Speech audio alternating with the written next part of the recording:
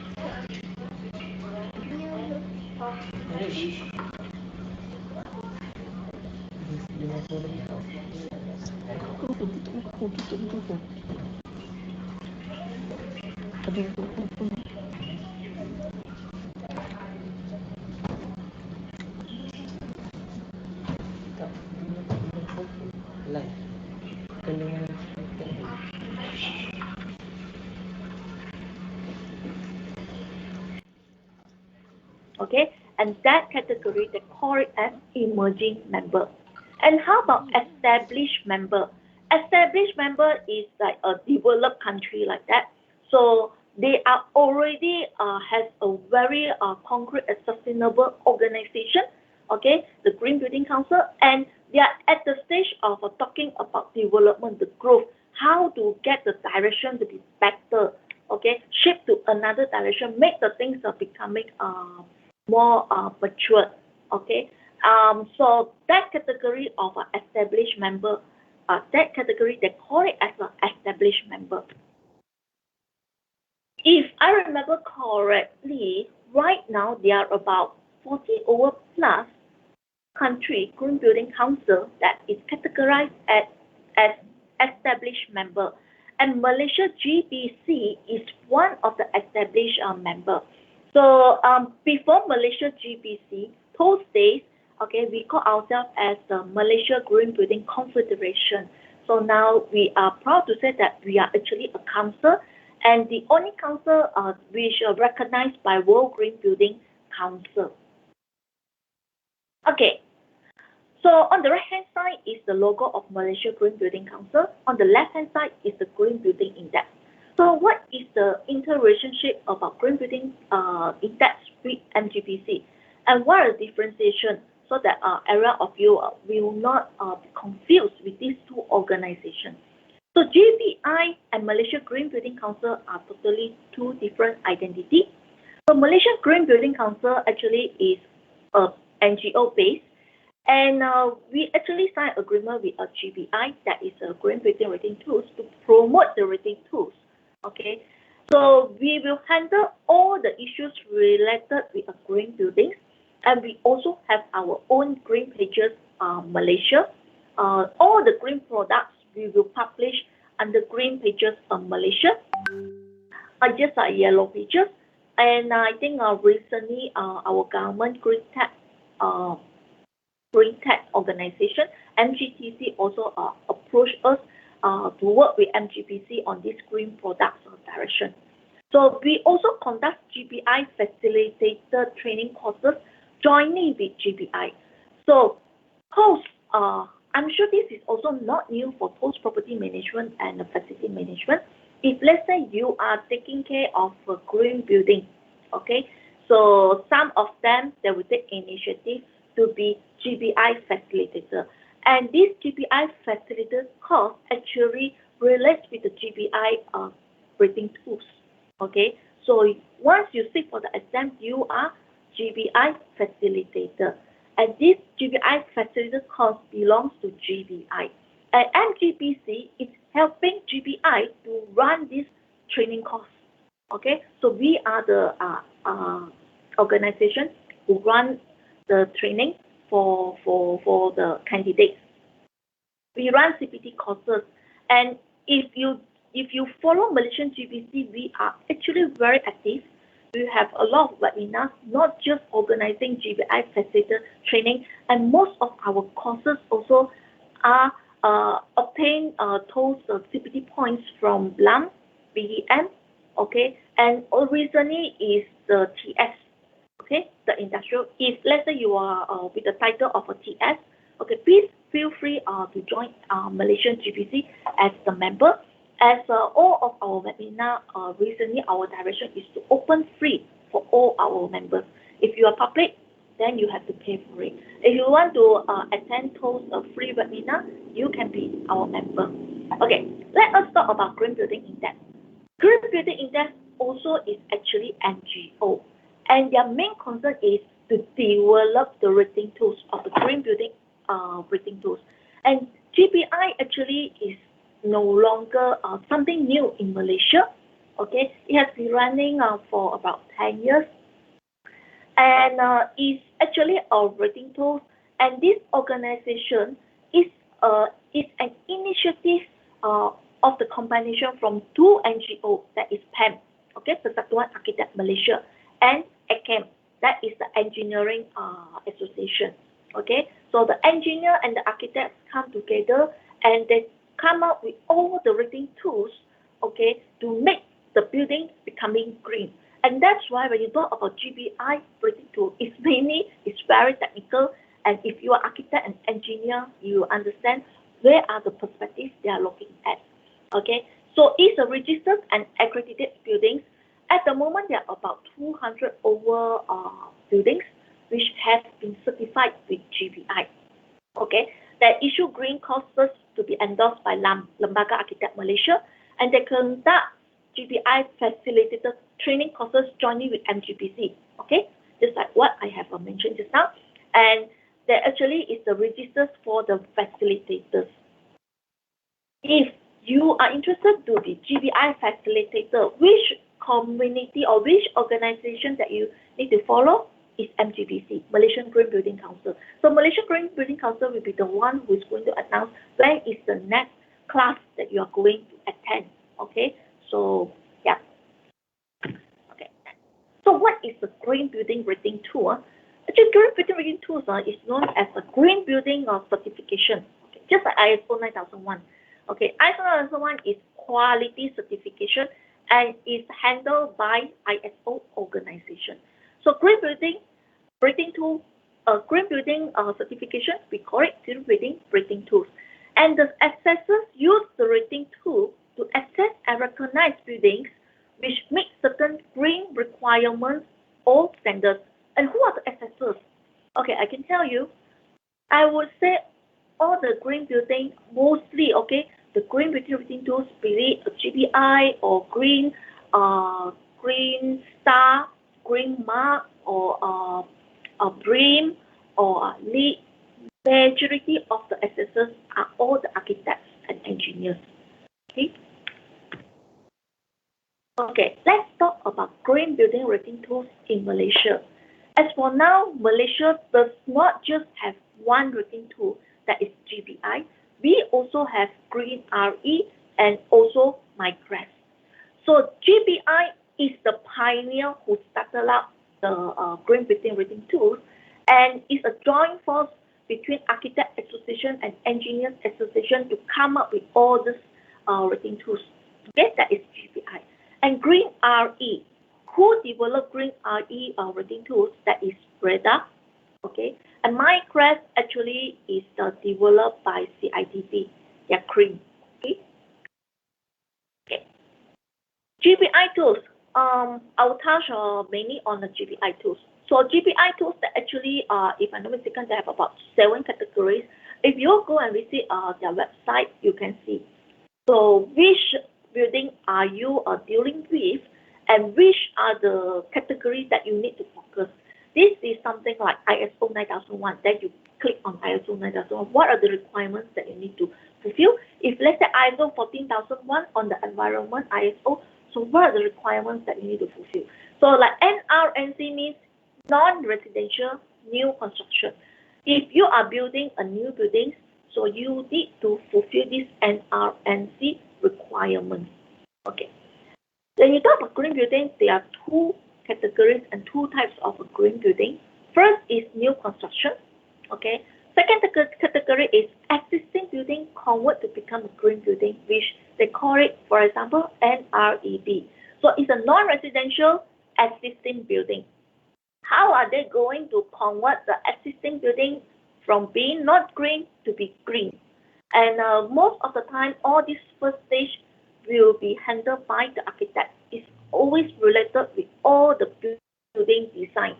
So once the building, everything has been designed and developed, that's when the property management company and the facility management company come in to maintain the building. Every 3 years, they will come and recertify again.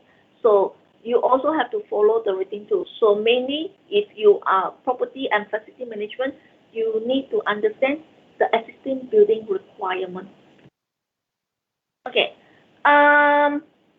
This is a non-building existing building, NREB. Okay. So not just non-residential existing building.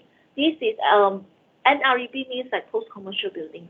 Okay, the buildings that you are taking care now. Okay, mainly it's NREB, unless it's a new construction. Another one also that has industrial, mainly is a factory. Okay, now they are also pushing for factory to move towards green. So it's under industrial existing building, this category.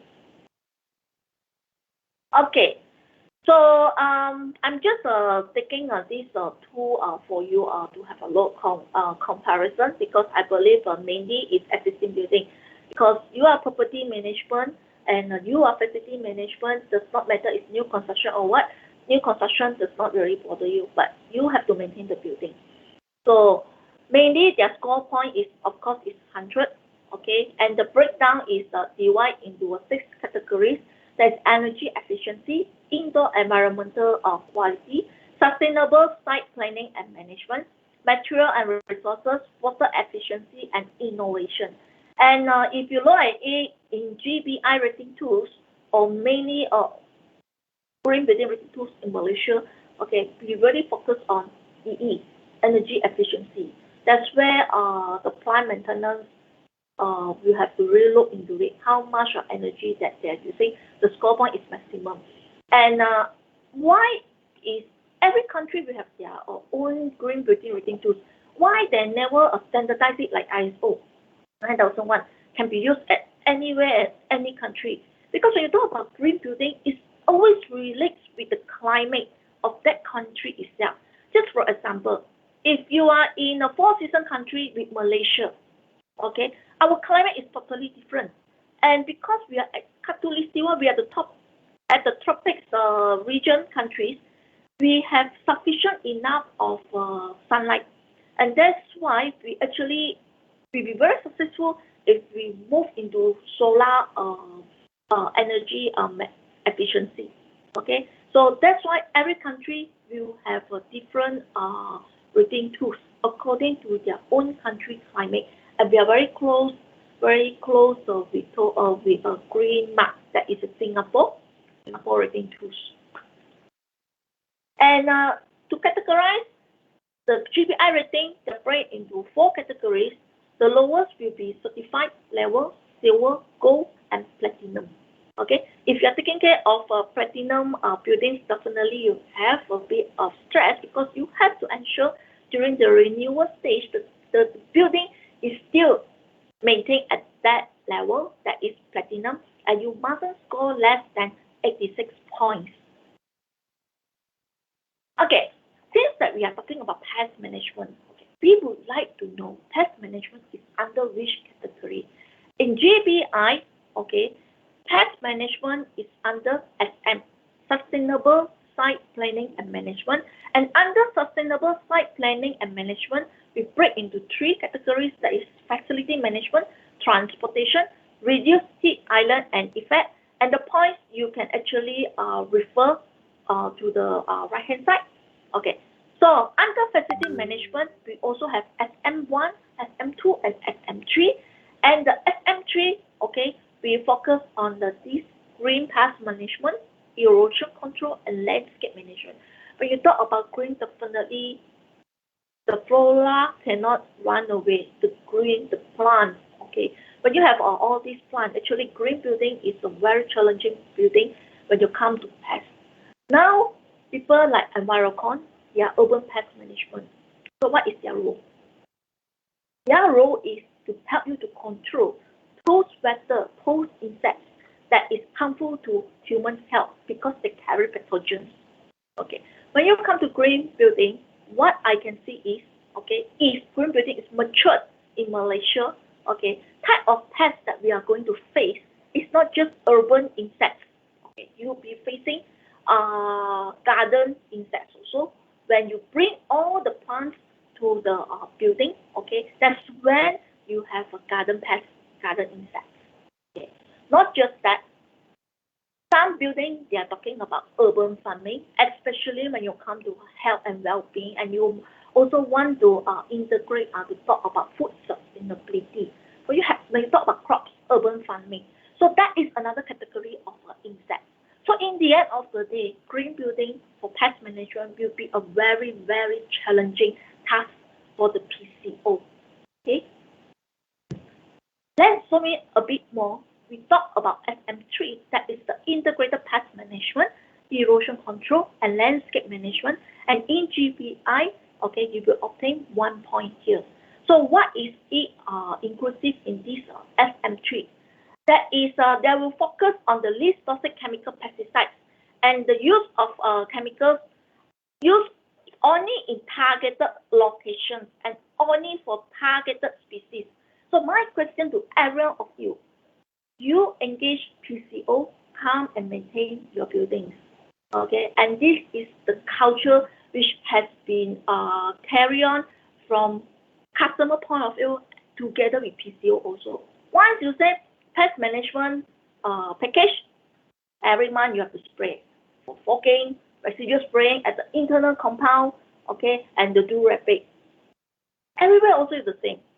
But if you understand the points here, they say use least toxic chemical pesticide, minimum use of chemicals, and use only in targeted locations. My question to you is your PCO looking at targeted locations and only for targeted species?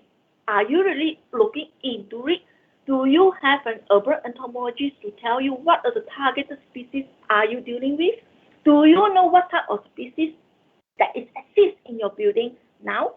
Okay, so it is a two-party role which the PCO will only code what the client asks them to code, and the client also lack of knowledge in customizing towards this sustainable pest management. So I would say you need to really relook on the entire pest management program, okay, for sustainable approach. Other than just come out is the standard service. There's no standard service. You will have a lot of work to do. Okay, and the next point is not related with pests, but is more on the landscape. Okay, and prevent air pollution from dust or particulate matter and restore eroded areas. You also touch on this insecticide when you come to air pollution.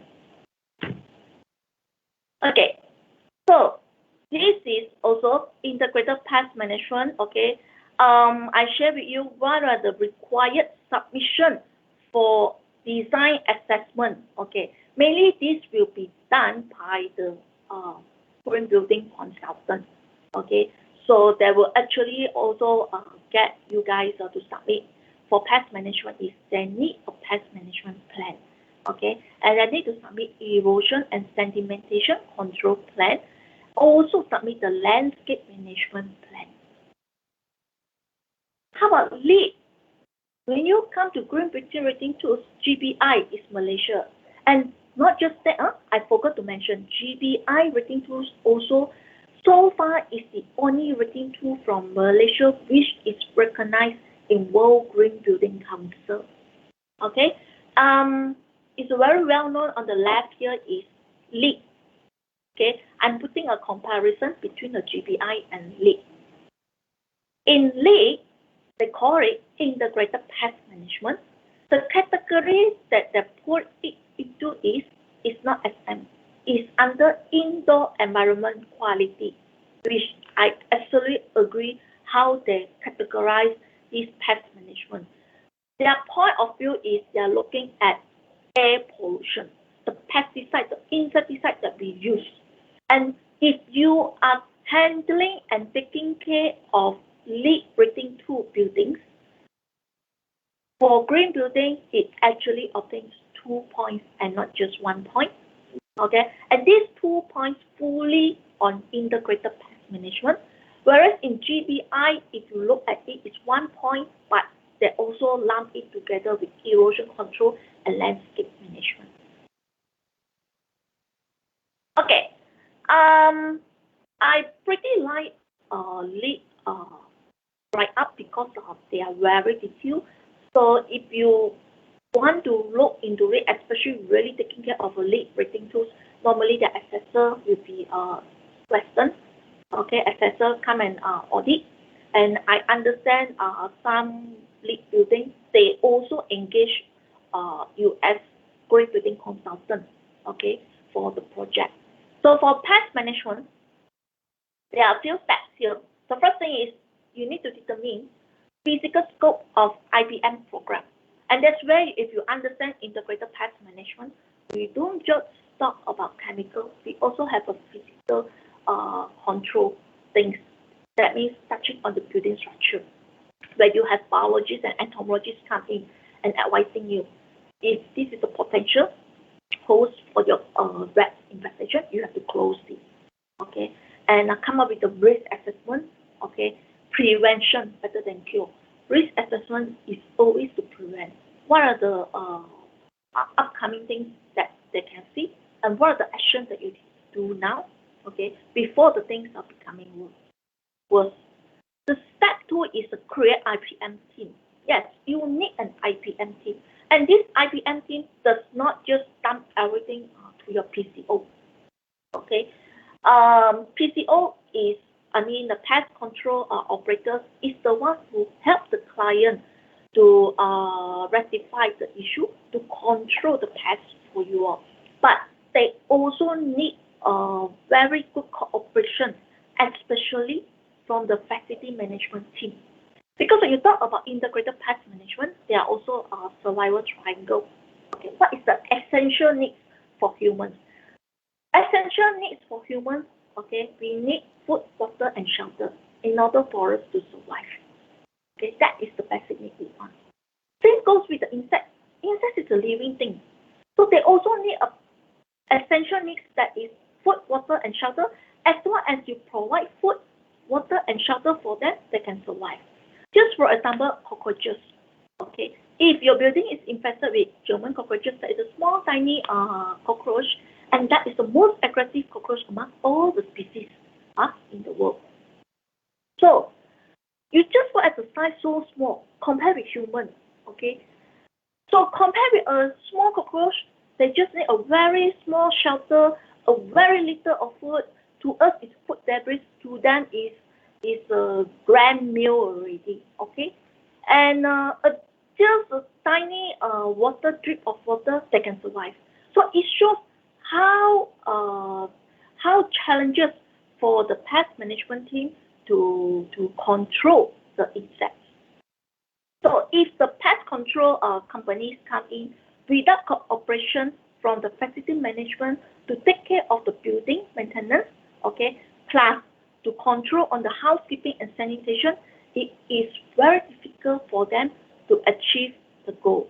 So when you talk about IPM team, it's really a team.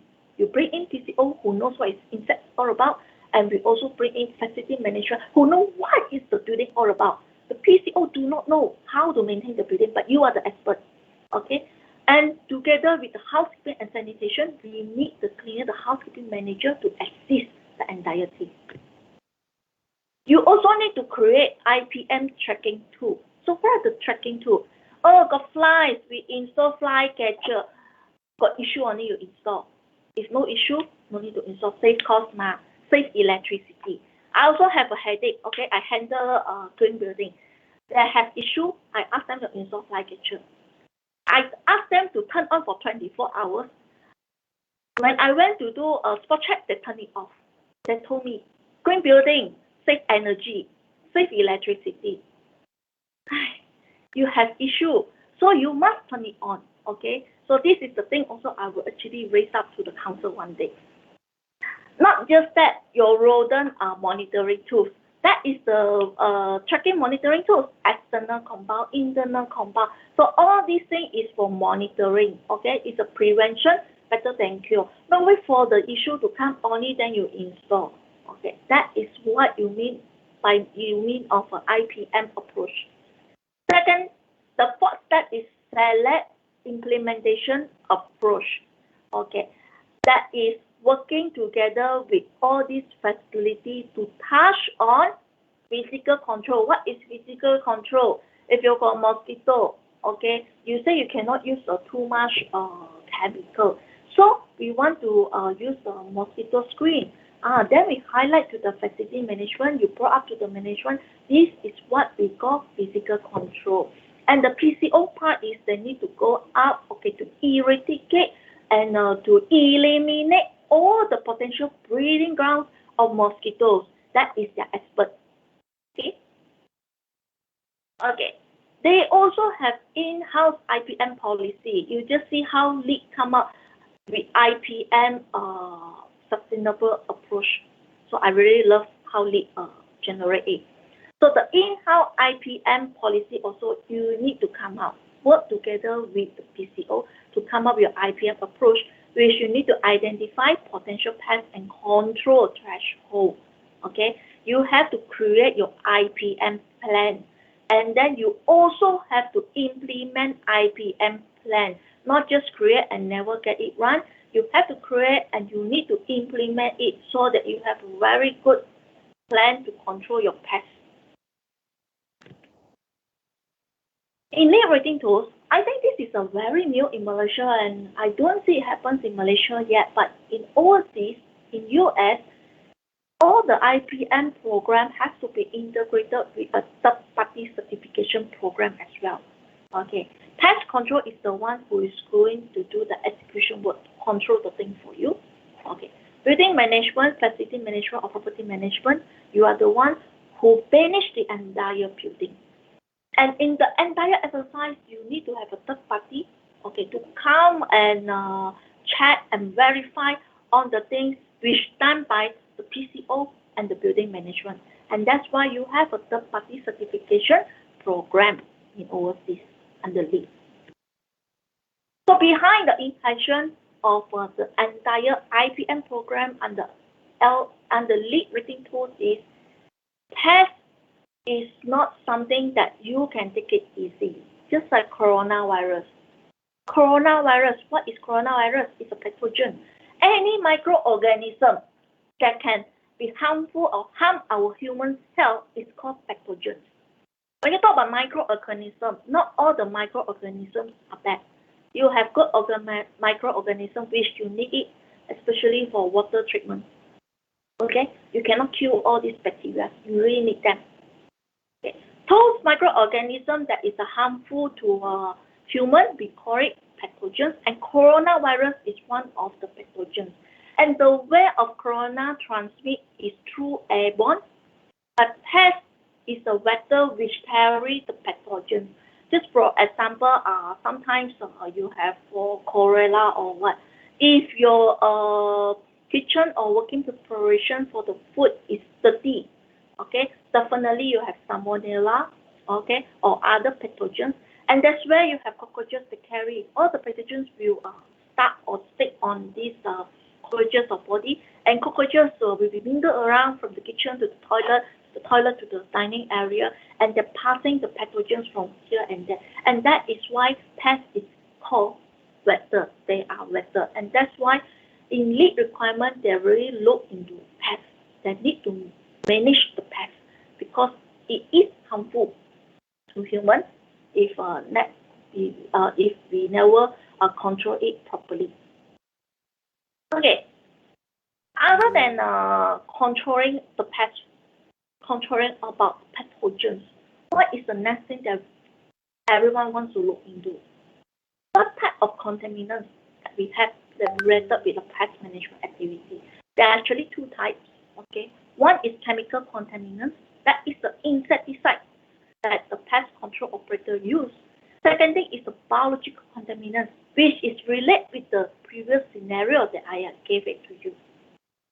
So when you touch on chemical contaminants, there are two groups of people here. I always explain to people because I personally born from pest management industry, and now I also mix with the Green Building Council, which they are all engineers and architects and green building consultants, which is not pest, does not have pest background.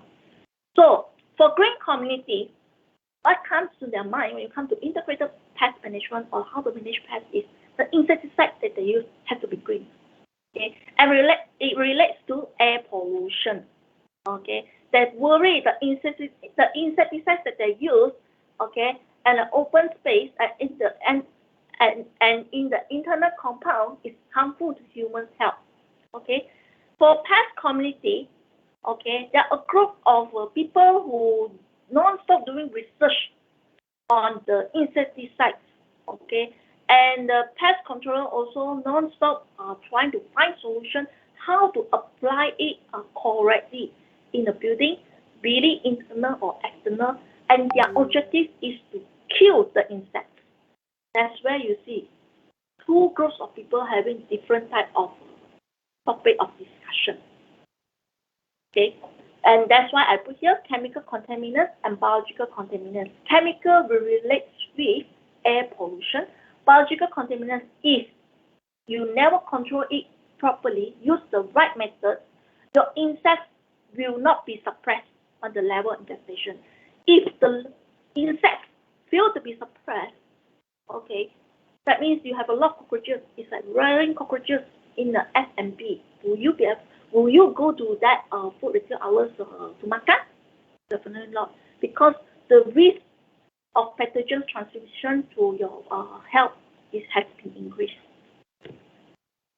Okay, type of building. When you come to integrated pest management for sustainable building, the first thing is, okay, you need to understand what type of buildings are you dealing with. And in my presentation, I do not agree you have a standard pest management package for all the buildings, just like what you're having now. I no need to see also, I know every building here, you have every month residual spraying, okay? Every month you have a fogging. Some building maybe you do not have fogging. If let's say you have a mosquito infestation, fortnightly fogging. If you have fly infestation, you do misting, you put fly catcher. And then if you have a big landscape or you're controlling factories, you need to put rodents, TRBS at the surrounding. It's standard. It's just like you are telling us the car, okay, we are selling all the standard service package for all the cars. Regardless, other issues, still the same. That is the issue with our current culture now. If you really look into a good, sustainable, integrated pest management package, you need to understand what type of buildings are you dealing with. For example, if you are maintaining a mall is a very, very challenging building, especially if you have lower ground and ground which you have a food court and food retails. Okay, do you think you want to use a green insecticide to be able to solve the issue? Definitely it is not. Okay, someone who has a pest background will really against if you just go for a green pesticide. Okay, and that's where the skill and the technical knowledge will come in from your pest management input. If let's say today you are dealing with hospital, okay, so hospital, do you think no issue? I tell you got issue. I have been attached with a facility management company before. Okay, for those who do not know my background, I actually worked in a facility management company before, and I was attached to UMC Service Master. I was a pioneer who assist this company to set up the pest management division, okay, last time. And I have been visited to a lot of hospitals. I know what are the issues of that hospital will be dealing, okay. So my message is, hospital also will have issue. Okay, how about other buildings, just normal office building? You think really no issue? They are also have issue. When I was young, I also got a shock. The building is heavily infested with German cockroach. So they are telling me the building is dealing with papers. Yes, they are not dealing with food. But the building, 29th story, so heavily infested with cockroaches. Why? Because they're at the Golden Triangle. Your people will tap out, will do a food packaging from Sungai Wang, Bukit Bintang. Okay, just tap out and bring back to your office, to your pantry. And when you see a tiny or two cockroaches, you don't want to control it. When the thing becoming worse only, then you try to look into it. That's where it's difficult to suppress already. So understand the type of buildings that you are going to manage, and come up with the objective of your pest management program. From there, you craft it out. Okay. Green insecticides. Yes. When you come to sustainable pest management, everyone comes to the mind is we want to use green insecticides. We do not want to use toxicity insecticides. I don't care whether you're telling me low toxicity insecticides or what, but to me, I want green. So these are all the green community who does not have a pest management background. That is what they're looking at. And in my hand, when I control a sustainable green building, yes, the first thing I put priority is green insecticides. By assuming the building does not have issue, we are fine with it. We just do green insecticides to maintain it. But when you have issue, that's what I want to touch about is challenges. If your building, okay, is infested with cockroaches, and I will be able to tell you the pattern of infestation. Let's say the building, commercial building, what are the floors that having this German cockroach infestation? That area you cannot use green insecticides, okay? Because it will not be able to assist you to solve the issue. If the thing is so easy, we won't have a group of researchers that is entomologists who non-stop doing insect resistance. What are the best chemical insecticide to use? How is the behavior of the insects? And that is the reason why we have this group of entomologist researchers.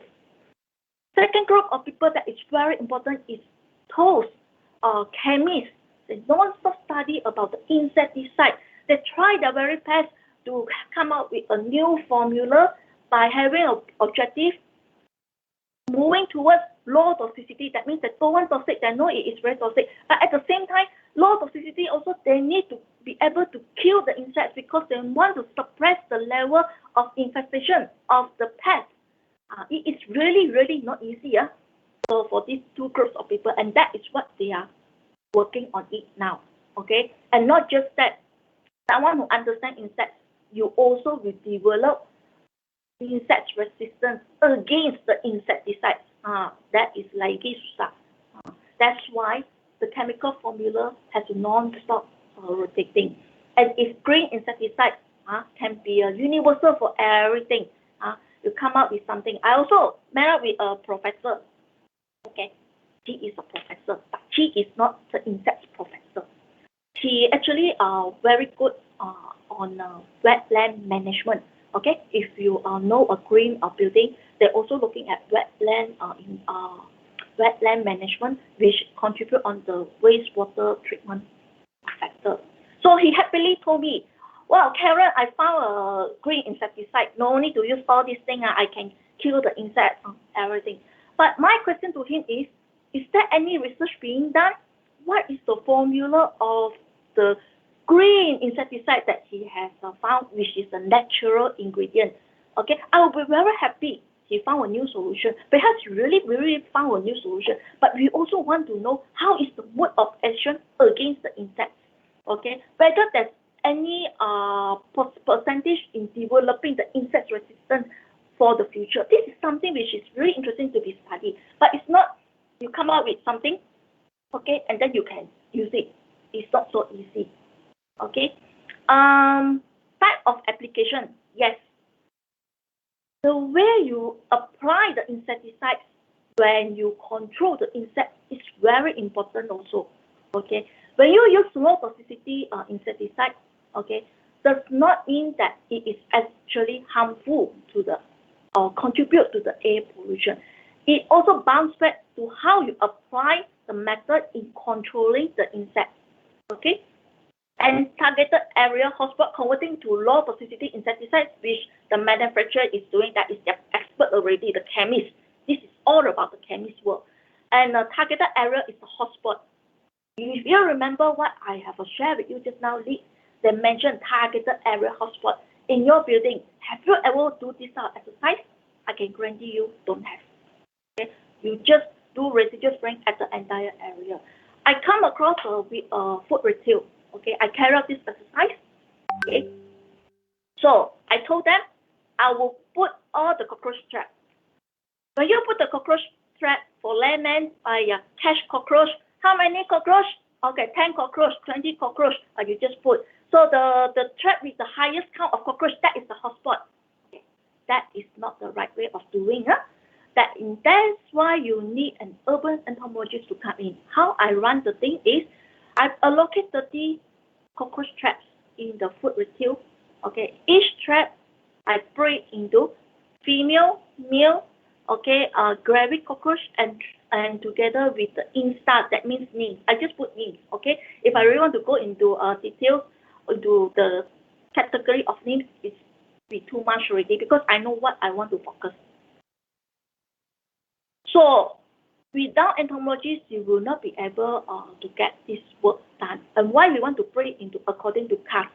Because the hotspot area only at those areas which you can find female cockroaches, gravid cockroaches, and first instar of name of the cockroaches. And the size of the first instar is very, very, very small, just like one small cent like that. So these are the areas what we call hotspot. Once you manage to find the hotspot, you have to communicate with the technician and they will focus at that area. They will do the right application, which mainly is gel application. And my graph actually from this level so high, it dropped drastically. And that's when I assist the client to move back to the maintenance program. What you're having now is maintenance program. If your building is having an issue, you cannot depend on maintenance program. It's just like your car, okay? If your gearbox have issue, you cannot just go to the workshop, ask the mechanic to do a monthly routine service for you. If you need to change, you have to change. So it's something like that, okay? Okay, this is a literature review which I would like to share, okay? And I find it very interesting. And this research is being done in China, and they study on the integrated pest management program in reducing the insecticide residue level at indoor environment. And in this exercise, they are using this chemical gel bait, which the active ingredient is a fipronil. The insecticide residue have decreased by 90% after 7 months. You never hear it wrong, Here written, the research paper written here, it is a non-green insecticide, and with this application, it helps to decrease, okay, the insecticide residue up to 90% in this 7 months of research. And the gel bait that they're using is not a green insecticide, it's a low toxicity insecticide. And the methodology of the researcher running this research is up, but the entire duration of the research, no chemical aerosol application. What do you mean by chemical duration of research, no chemical aerosol application? Every month you get your pest control technician come in, spray. That is what it means, aerosol application. If let's say you have an issue, the pest controller will propose a misting treatment, okay, then that is also chemical aerosol application, which you never find out where is the issue and where is the hotspot compared with the earlier story which I have shared with you. So that is what it means, hotspot, okay? Another literature review also is very interesting. This one, the group of researchers, they conduct the research in Korea. And they have found out a few buildings, okay? I cannot remember how many. 5 cities. This study involves 3 kinds of drilling facilities in 5 cities of South Korea. And their research is they want to study indoor insecticides, to study indoor places are contaminated by pesticide residues from outdoor chemical control. Okay, so this one is internal. Okay, they didn't do any application, but external that have a pesticide like fogging or. So in the end of the research, they find out outdoor pesticide application. Okay, the air pollution. Okay, which contaminated with pesticide will actually impact the internal building also. Okay, but even though like that, internal building, the levels of pesticide residue contamination is actually below permissible exposure limit and threshold limit value. So these the 2 researches which I would like to share with you all. And in Sustainable Integrated Pest Management Program also, you need to have this layout plan, which is a very important thing because you also want to have a helicopter view, the hotspot identification. Okay, my experience with a campus, many years ago, campus is a newly built campus. Everyone they come to me, Karen, this area got mosquitoes issue, that area got rodents issue. You know, imagine a campus so big, and everyone, the PIC come to me at different departments. And that's where I get fully use of the layout plan. Each time, okay, this department tell me you have mosquito, I just put there, mosquito. I will see where is the area. If let's say this area is here. Then another one tell me, rodents infestation, okay, this. So when you curate all this information from helicopter view, I will be able to run an analysis. This area, among other mosquitoes infestation. That's where it leads me where to inspect. What is the issue? Everyone come to me, they want to know the root cause. Yes, but root cause also we need an informative direction in order for us to assist the client. And that's why when you have this exercise, you also try to suppress the usage of a pesticide and get the right way to eradicate the issue. Okay, and in the report, you also have to have this graph analysis which you study. Like this is an example, you see, from this level is 35%. In October, 66% already. So what are you waiting for? It's telling you, it's alarming. You have to come up with another plan already. If let's say this area you are doing a monthly routine bait treatment, then the next round, perhaps you increase the TRBS or you increase the frequency of treatment.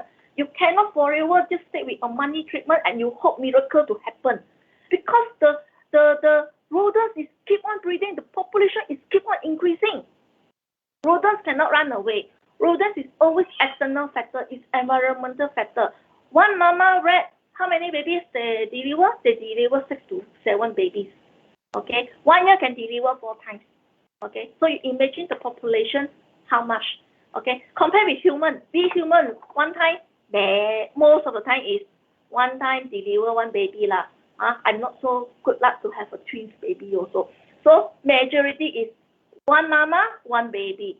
So that tells you why your graph going up when you have a lot of tickus, a lot of babies. Okay, 1 bowl of rice also not enough to share for all your children, correct or not? Same goes with the rodents. Okay, so I always explain to my client, you want to understand your pests, you want to understand your rodents, you want to understand your ants or cockroaches, put yourself in their shoe. If you are them, how are you going to handle the situation? Exactly the same with the pests. Okay, urban entomology is very important. During my time, when I was a university student, only USM, only USM will have this course study entomology. Even up to now also, I have a PCO, pest control operator. So when he talked to me, the first thing he asked me, hey Karen, why all the people, urban entomologists come from USM? Because I said during our time, only USM has this course. Okay, and we are grateful we have chosen this major because the industry is booming. and pest management industry really need urban biologists. And today, I think in UKM and UPM also they offer this course.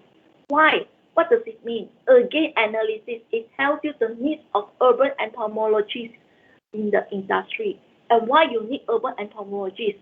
You need to have them to monitor type of chemical effectiveness of the method based on the complaint cases. They will be the one who understand the insect. So if there is an infestation occur at urban entomologists shall identify the hotspot of infestation. Just for example, on the scenario which I have shared with you earlier, can non-entomologist candidate tell you which one is a male cockroach, female cockroach, gravid cockroach, and the insta level of the cockroach, and by doing this cast identification, where is the hotspot?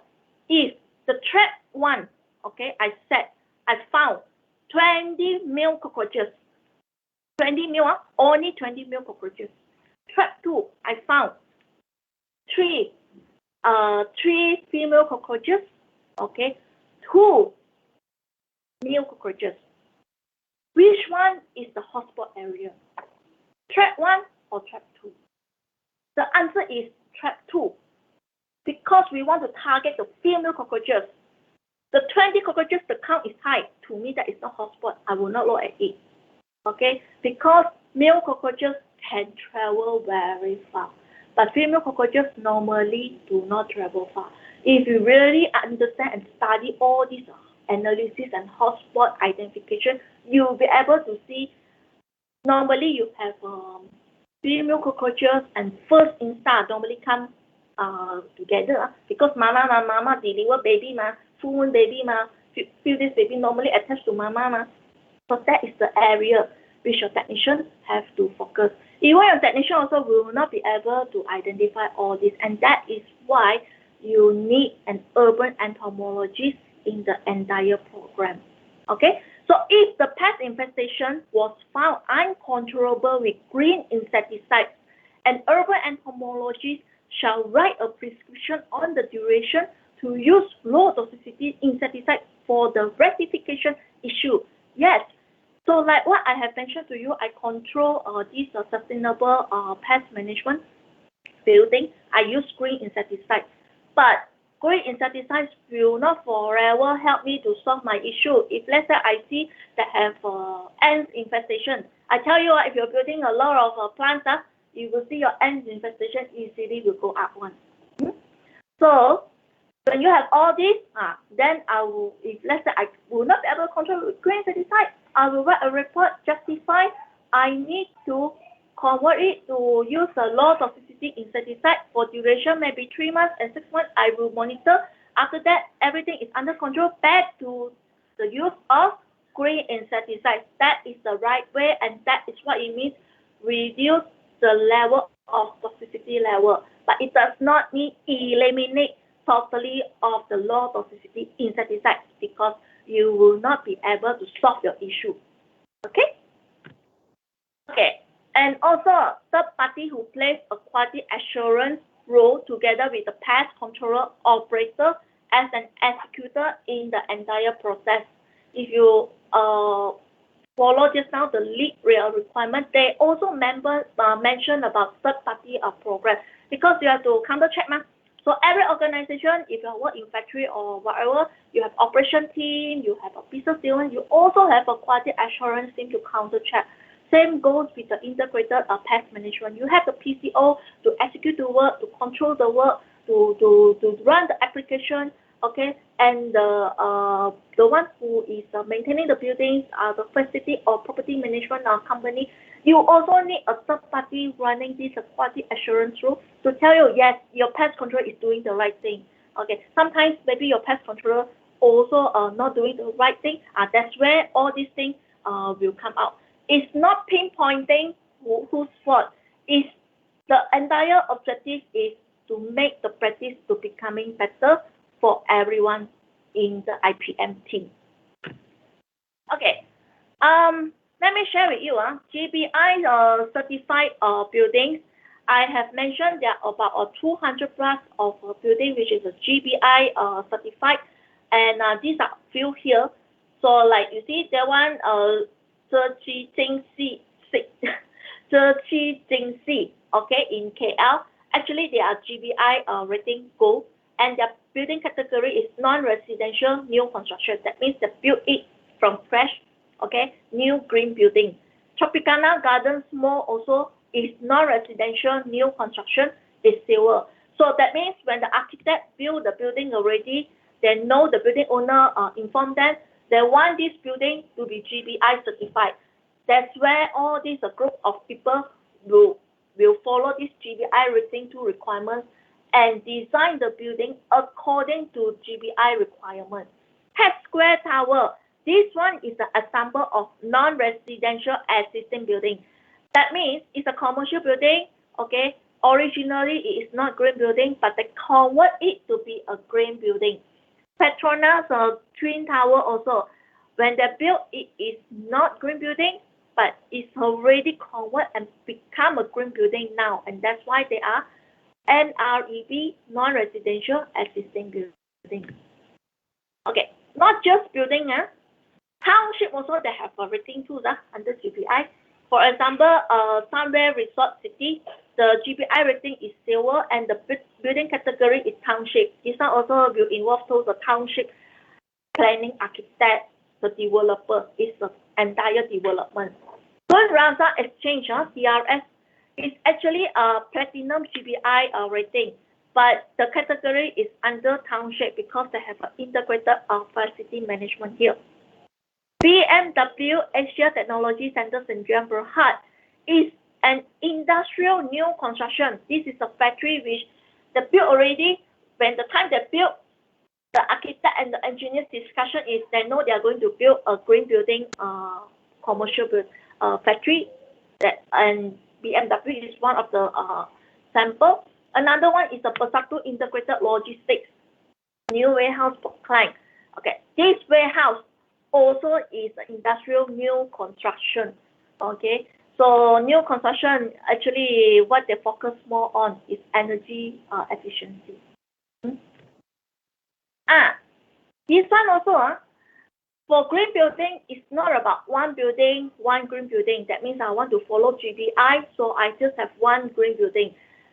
Facility management team and property management team, things will be getting more and more challenging because a lot of people, one building, they also want to be certified as LEED, GBI, and Green RE. And a very good example is under construction now, that is our Merdeka PNB 118. Okay, this is a worldwide mouth topic of everyone because it is a triple platinum green building. Even our Green Building Council also, we have invited the architect to give a webinar talk about how he designed about this triple platinum green building. And what are the triple platinum green building? Okay, this building that fulfills the platinum rating 2 for GBI, for Green RE, and together with LEED. Okay, and they engage a Singaporean company as a green building consultant for to assist them to fulfill GBI and Green RE rating tools. That is Malaysian green building rating tools.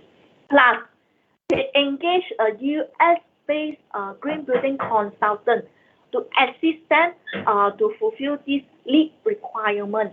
And if I'm not mistaken, they also have overseas group on the architect, because they want this building to be recognized as triple platinum green building. So if you are going to maintain this building, it is very, very challenging, and it is the second tallest in the world. Okay, how about government move? Sustainable move by government. Actually, this is nothing new. I'm not sure how many of you are aware on this. When you talk about sustainable, worldwide, everyone is talking about climate action plan, and Malaysia is one of them. This one, actually, we get the news since last year already from the council that invite our council member to join the talk. Malaysia actually has Kuala Lumpur Climate Action Plan 2050, starting from 2021. End of last year, they launched it. Okay, And this year, they have started already. And the local council which is focused on this direction is DBKL. So I foresee you will see the change of the buildings in Kuala Lumpur, especially DBKL. Okay. Not just that, at the same time, they also launched this Kuala Lumpur Smart City Master Plan. Okay, that is the 2021 to 2025. So they are working aligned together with a green building direction and smart city. And not just this, people are talking about low carbon city or net zero carbon. Okay, Para, okay, has started this workshop, Para Sustainable Green Print 2030. They have started. They also invited the council to attend the talk. And Shah Alam also has a pilot project on low carbon city management. So you see things are moving quite different already from now onwards. And Green Building Council, this year we are developing net zero carbon rating tools already. And we target next year, we are going to look at health and well-being rating tools. So you see, green is already history for the green community. We are talking about current is net zero carbon and health and well-being. So I'm not sure how many of you are handling a post building that is a well rating tools. Well, also likely. Well, originally from US, okay, but their rating tool is mainly focused on health and well-being, okay. So it's not about net zero carbon or green, but the building has to be healthy for humans. And I understand in Malaysia we have a few buildings who is rated as well rating tools already. Okay, our company, okay, we have this sustainable pest management in green building, and our program we play like a third party role. Okay, we don't get involved in pest management application. So this sustainable green pest management program actually obtained a My Hijau logo from NGTC. If anyone of you who is interested with this program, you can contact Envirocon. Okay, so we can work together with Envirocon to implement this program at your green building. So that's all from my side. I'll pass back the floor to Envirocon. Thank you, Karen. Let me quickly, thank you very much. Very informative. So we can get back to you for more info. Been an honor for us to have you this afternoon. Very much information, and apparently it looks like we have our hands full. A lot of actions that we need to take from today on this GBI requirement. All right. I think now it's 3:53. Just bear with us. I think we passed we have exceeded the time. Let me quickly introduce you the next presenter. All right. Sheikh Haziq Hamdan. Haziq Ashraf Hamdan. Sorry about that, Haziq. All right. He's presently is a PPM and VC segment manager from Bayer, Malaysia, under Bayer Environmental Science. He was also a graduate from the USM. All right. And he has been, I think, with some of the pest management companies both in Malaysia and Singapore. So I think very well experienced and some field expertise. So over to you, Haziq, if you are ready. Right. Thank you, Encik Syam. First of all, I'll say Assalamualaikum and a very good afternoon to everyone. And for today is from our part, me and my colleague Mark will share about the sustainable pest management from our perspective, Bayer Environmental Science. So Mark, you can share your screen.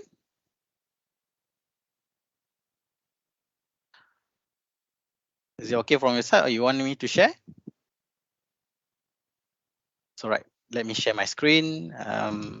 Give me a minute. Let me know if you guys can see my screen in full screen. Looks good. All right, thank you very much. Okay, before I start, I just want to say thank you very much to Envirocon for this lovely invitation to share about our sustainable pest management.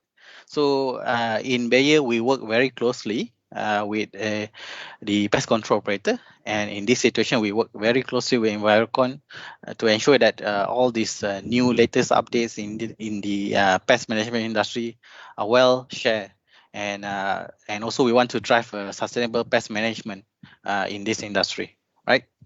So before that, let me share our agenda. We want to share about what is integrated pest management and why you need to hire a pest management professional. And later part, my colleague will share about the development of the active ingredient classification, formulation, and is there any safe pesticide in the world, and also some of the challenge that we see that we are facing now, and some of the future innovations that we are looking forward, to have it. And yep, so a little bit background about Bayer. So Bayer is a life science company. Is a global leader in healthcare and nutrition. So our products is very innovative, and we have our own motto, Bayer, science for a better life, right? And our business activity support the attainment of the United Nations Sustainable Development Goals. And in Bayer itself, this is some of the basic information. As in 2019, we have about 100 over close to 120,000 employees, and we invest yearly about 5 billions in terms of research investment. So you can see there's a lot of investment over there in order for us to have a new innovation to market in the so-called industry. And this is some of our business area. We are making our grounds in the pharmaceutical, consumer health, and also the crop science. And our department, environmental science, is actually under crop science. So we focus on the public health and the pest control solutions. But actually, in environmental science, we divided by 6 pillars. First is vector control. You know that in globally, mosquito is a major issue.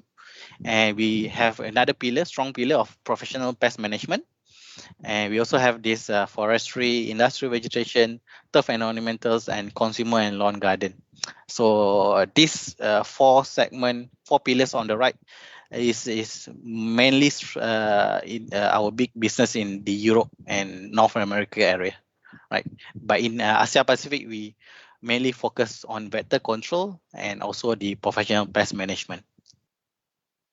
Right, this is some of the video that I would like to share. So this video shows that how insecticide treatment performed in the early 20th century. So in 1945, there's an outbreak of typhus fever that is actually spread by lice and fleas. And you can imagine during this time how they treat the patient or the person that have the high risk of contracting this disease. So they are using this powder with chemical to spray on them. So this is quite astonishing. But from that day onwards, we have moving into better awareness, better knowledge on the pesticides. But of course, this way of application is not safe towards humans. But during this time, the awareness is not there yet. And just to share that, the development of integrated pest management, we started seeing prehistoric time that in 12,000 BCs, 1200 BCs, the Chinese used chalk and wood, to control store product pests. And mercury and arsenic compound were applied to control lice and other pests. So this is a very dangerous compound actually. But during that time, like I mentioned, knowledge and awareness is not there. And during this Renaissance area, there's a lot of development of fungicide shows in the for the crop protection, and also there's a lot of mosquito control during this period.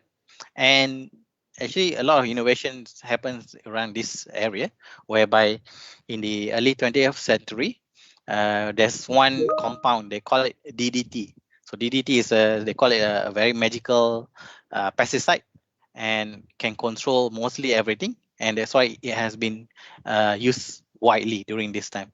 And during this time also, pyrethroid was discovered, but it's not really unstable during that time.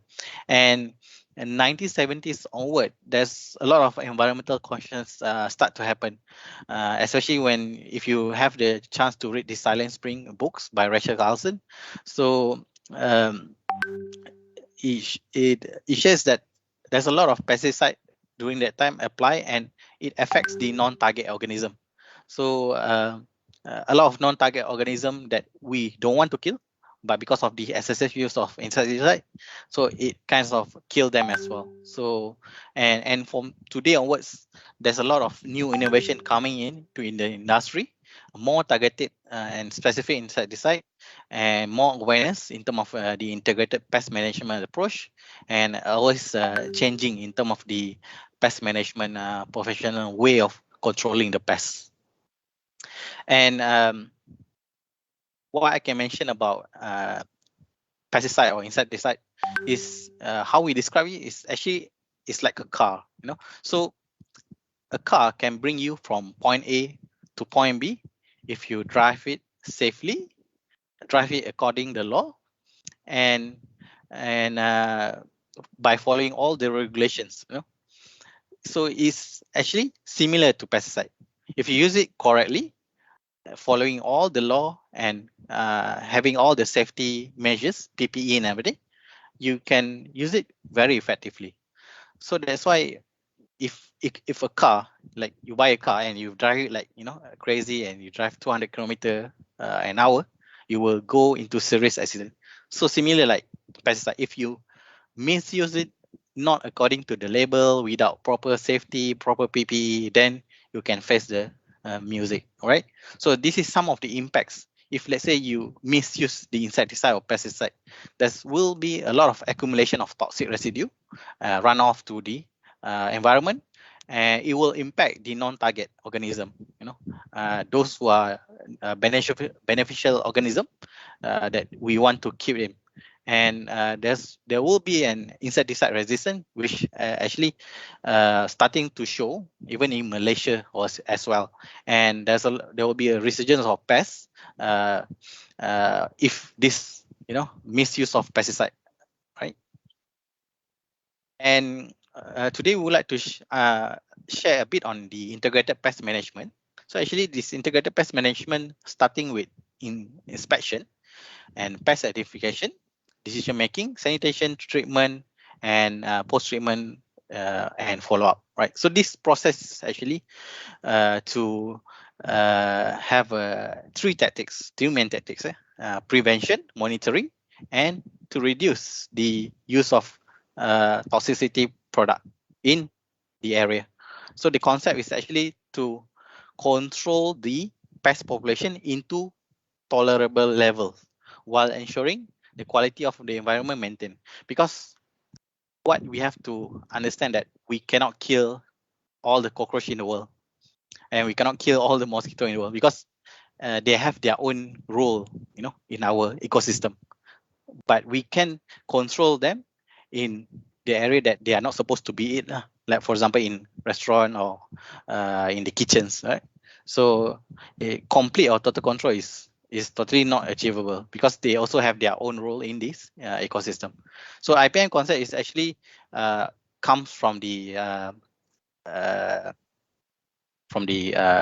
agriculture, right? So it might differ in terms of the way we did in the urban ecosystem. All right. So in agriculture, they are focused more on the yield and the losses, right? But for integrated pest management in urban area, we have more measures to see, like, you know, the safety of the people, the non-target animals, and also the environment. So a lot of these factors, right? And integrated pest management, if we focus towards the sustainable urban pest management, it's actually a program that practical program that is actually very cost effective and long lasting and acceptable by the pest management process without having a bigger impacts towards the economical, social, and environmental. So this is the main concept of IPM, and we want to minimize the damage from the pest population. So IPM actually promotes the responsible use of insecticide. And what does it mean is actually we only use them if it's absolute required, right? So if it's not required, you don't need to use it. And also we use it according to the approved level recommendation. So IPM program is actually can reduce the amount of pesticide that we use, and also we can eliminate the unnecessary pesticide application. And I think like what Karen shared earlier, we want to have a more targeted pesticide, right? So to reduce the impacts towards the non-target animals. Right, so we actually want to share this study done in US. So the purpose of this study is actually to see the long-term costs and efficacy of IPM program versus traditional treatment, right? So a professional PCO like Envirocon, who embrace the integrated pest management, knows their values, right? So this study is actually to share, what's the value of IPM program.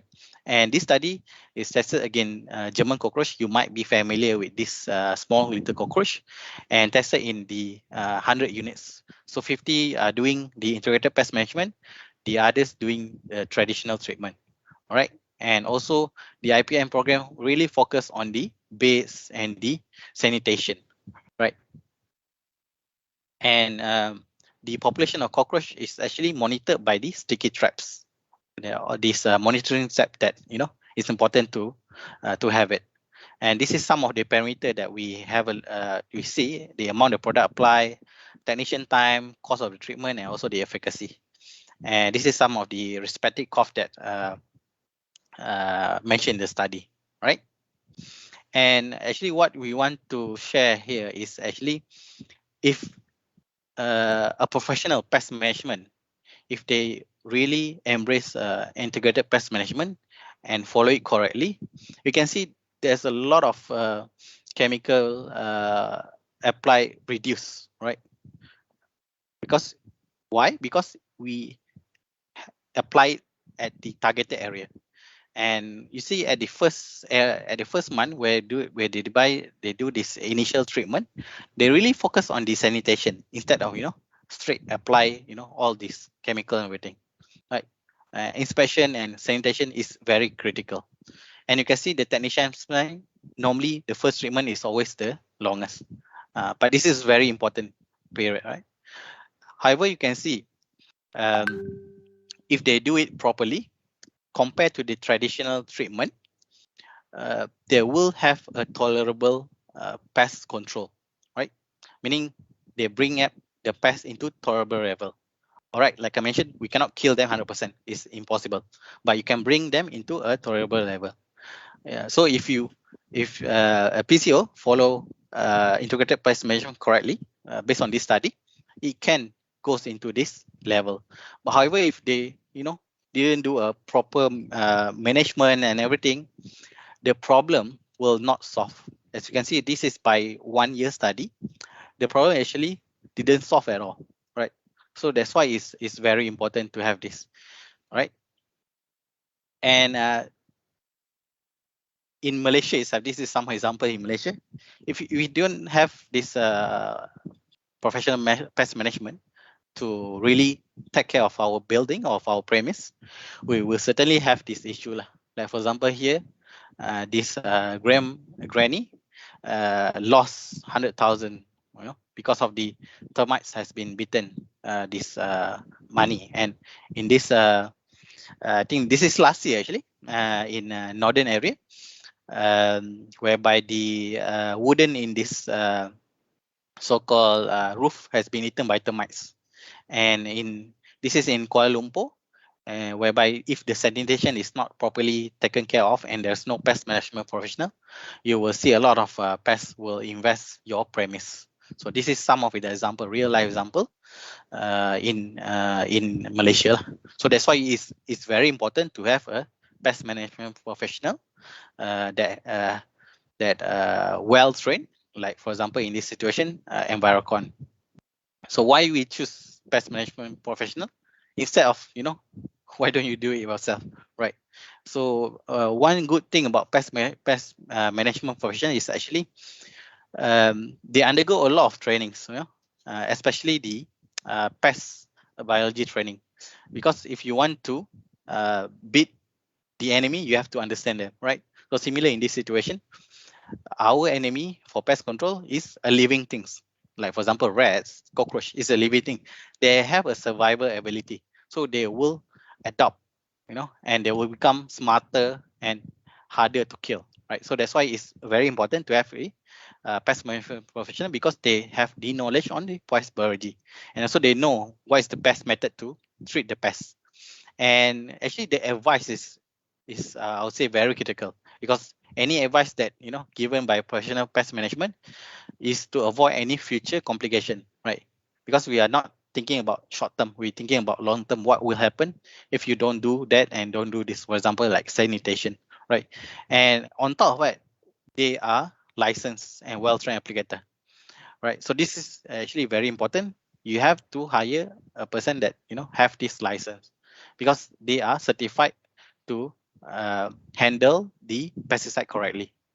And we also want to reduce any potential risk, misuse of chemical, wrong application, and I think this is very crucial. Like Encik Isham itself is very long in the industry. They have a lot of experience handling the problem or the situation. So they might encounter the same issue at the other side, and the same issue can happen in your side. So with that experience, they can solve the issue. And if you do it yourself, you have very limitation on pest biology, because the identification of the pest is one of the key features in order to kill them or to beat them. And of course, not to mention resources needed, because you need to train your applicator. If you don't train them, they will do things wrongly, and there's a lot of overall cost and also safety risks. We don't want to kill the non-target animal, and also wrong application. This is all very dangerous, I would say, approach if you do it by yourself, right? And in Malaysia, we have this Pesticide Act 1974, and you can see in the Part 3, Section 7, there's a lot of requirement if you want to bring a certain insecticide or pesticide in Malaysia itself, right? So can you imagine if you want to bring a pesticide A, you need to undergo a lot of testing to ensure the safety of the product itself, and also the applicator and the environment, right? So this is some of the testing or document required. I would say very extensive information to ensure the safety, right, if applied accordingly, and also to prevent the black market And currently the pesticide boards in Malaysia regulates all the rules in Malaysia. And also in the Part 3 Section 8, you can see that if the pesticide that has been registered in Malaysia handle according to in the instruction contained in the proposed label, it will actually be safe to human beings and animal, and also reduce risk to the non-target animals, right? So for this part, actually, my colleague Mark will continue. Yep. Sorry, Haziq. So I will take over right now. Yep. Maybe I'll share the screen from my side, because Sure, I have the edited slides on my side. Yeah, thanks. Right. Okay. Okay. Can you guys see the full screen? Yes, boleh. All right, thank you. All right, thanks Haziq for the front part as well, when you talk about the IPM, and it's actually for PCOs, our role in the industry is actually not just to spray insecticides, but basically the PCO's role is actually to embrace IPM and also to sell to you the service to ensure that the human health and your property is protected. Right? It's not just about spraying insecticides. So that is the gist of what Haziq was mentioning about IPM.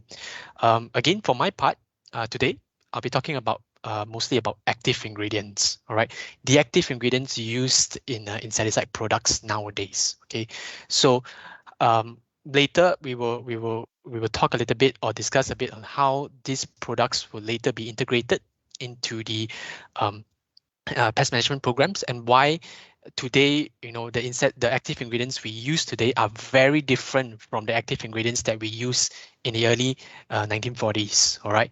So basically, what is active ingredients? Basically, the active ingredients in the insecticide products are basically molecules or chemical or even the material in the insecticide that kills the insect. All right. So again, before we can really talk in depth about, sorry, let me just get my mouse, get my camera out, and also get my pointer out as well. All right. Okay. So before we can actually talk about active ingredients, we need to first understand how does an active ingredient come into the market. All right. How does an active ingredient from discovery then into the market being sold to PCOs to use in their routine services. All right. Okay. So when we choose the active ingredient, it's not the normal, like you go to shopping malls or you go to the supermarkets and you simply choose, maybe like for instance, you choose something and then you just take it and then you just market it out. It's not as simple as that. All right. So when we talk about active ingredients, the discovery and development of new active ingredients is actually a very difficult, a very long, and a very expensive process. Actually, it gets more difficult each and every year for every manufacturer around. All right. So R&D based manufacturers will screen up to millions of different molecules each year, but less than 0.01% of these molecules being screened actually end up in the market. All right, so every year our role is to screen millions of different molecules, which molecules that actually can be used to be marketed out in the industry. All right, and on average, it actually takes 10 to 14 years to get a new molecule into the market, and the investment for this single molecule actually is averagely around 250 million euros. All right, so it takes so long. So why does it take so long? For a single molecule, why does it take an average around 10 to 14 years? All right, so it's very simple. The answer is very simple. It's because before an active ingredient is brought into the market, it must undergo a process, or it must undergo a number of studies to assess its hazard and risk to people, animals, plants, and the environment. We cannot simply just take one molecule and we sell it. But in the company itself, our role, we need to assess first the active ingredient. What is the risk and hazard to people, animals, and to the environment as well? All right. So of course, if you look at the overall chart, for the development of the active ingredient, it needs to go through many different processes. First, of course, to choose the right active ingredient, and after that, to process this active ingredient to its final formulation. All right, and then we have the biology part, where we need to use the product and we need to test out against the target insects, whether does it work against the targeted insects or not. All right, and then also there will be a series of tests that we need to test the product from the terms of the toxicology point of view. Whether does it affect mammals, whether does it affect the ecosystems as well, and at the same time, we also need to investigate the environmental part as well of the product, because how long does the product decompose? Does it leave residues or not? We need to test that out as well. And all this research actually takes an average of 9 to 10 years. And then you get your final product. At the same time, once all this information from chemistry all the way to the environment, we need to compile it to a dossier, and then we need to submit it to the local authorities. Like for instance, in Malaysia, like what Haziq mentioned, the Pesticide Board regulates this sort of the sale of pesticides and whether the pesticides can be sold into the market. So in Malaysia, averagely it takes around 2 to 3 years for a product to be accepted by the local regulatory. So from 9 years, and then you add another 2 to 3 years, you get an approximately averagely around 11 to 12 years from discovery to marketing the product. All right. So it's not just a simple take and choose and sell. You know, there's a lot of tests that needs to be done, not just against the targeted insect pests, but also we need to evaluate whether the insecticide have any environmental or impact towards to other non-target organisms and to the environment as well. So after 10 to 14 years, an average investment, and also after an average investment of about 250 million euros, one compound out of 100,000 substances reaches the market. All right. So this is how the development and how the active ingredient is chosen to be marketed. All right. So of course, as you heard from Haziq, you know, the list of from the beginning of the early 20th century, there are many different active ingredients of synthetic insecticides being found. All right. So right now we'll go to the topic about the active ingredients of synthetic insecticides from the early 1930s. You know, of course, the early 1930s, you have what we call as chlorinated hydrocarbons. The example of this product is what we call as DDT. Okay, so DDT, the active ingredient of DDT as a chlorinated hydrocarbon has already, most of the countries have already banned this product. All right, ban this active ingredient. So why they ban the active ingredient is because this active ingredient is very persistent in the environment. Okay, like what Haziq mentioned, there's a lot of bioaccumulation. All right, what bioaccumulation means is that certain non-target organisms that are exposed to this active ingredient actually digested the active ingredient, and it could not be metabolized by their body systems. All right, so the active ingredient stays in the body and it bioaccumulates, and it causes certain sublethal dose toxicity to the organisms. Okay, so most of these active ingredient have mostly been banned already. All right, and then also during the 1940s, there are also active ingredients like organophosphates and carbamates being founded. Now, unlike DDT or from those active ingredients from chlorinated hydrocarbons, they are not as persistent as DDT. All right, they are also considered as contact or oral poisons to insects. But one of the disadvantage of these two active ingredients is that they are mostly toxic to mammals. All right. But what about today? All right, from the 1970s all the way to today, what about those active ingredients used today? All right, we have some of the examples like pyrethroids. Okay, so pyrethroids actually resemble their chemical structure actually resemble pyrethrins. Okay, pyrethrins are actually botanical insecticides. Okay, so basically pyrethroids are man-made insecticides that resemble the natural product that is pyrethrins. Okay, basically they are a cheaper alternative compared to pyrethrins, and they are more stable. That's why today you don't get products that cost over few thousands, you know, because pyrethroids are much more cheaper to be synthesized, and they're much more stable, and also at the same time they exhibit better properties to be used in insecticides as well than compared to pyrethrins. Okay, so at the same time, pyrethroids also have good insecticide properties, and they have low mammalian and bird toxicity as well.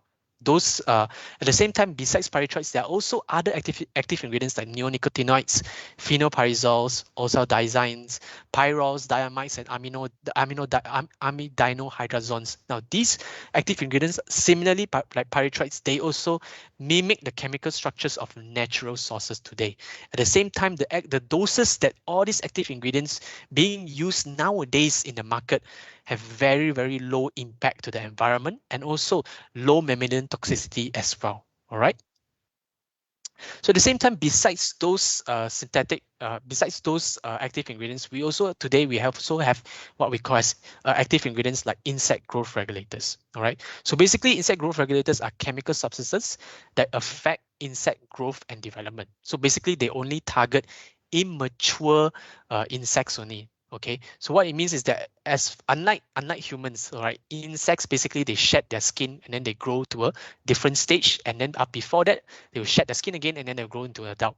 So basically what insect growth regulators does is that they basically stop, or basically they disrupt the development of these immature insects. All right, so once the development is disrupted later on, then the insects will then die. All right. So basically, insect growth regulators are a different type of active ingredients which are a little bit more targeted, which targets only insects that, which only target mostly insects, because insects have exoskeletons and they only shed their skin. Right? Humans cannot shed their skin. Right? So that's why insect growth regulators nowadays are a little bit more target specific. All right. So besides the synthetic insecticides, let's look at a different topic now. All right, let's look into a different topic right now. After looking through all the active ingredients we have nowadays that is used by the PCOs, let's look into the next topic where we talk about, is there such thing as a safe insecticide? Okay, when we go into the topic about safe insecticides, we must go into this part where we talk about toxicity of insecticide. How do we know whether the insecticide has lower risks or not? Actually, it's based on the toxicity of the insecticides. All right.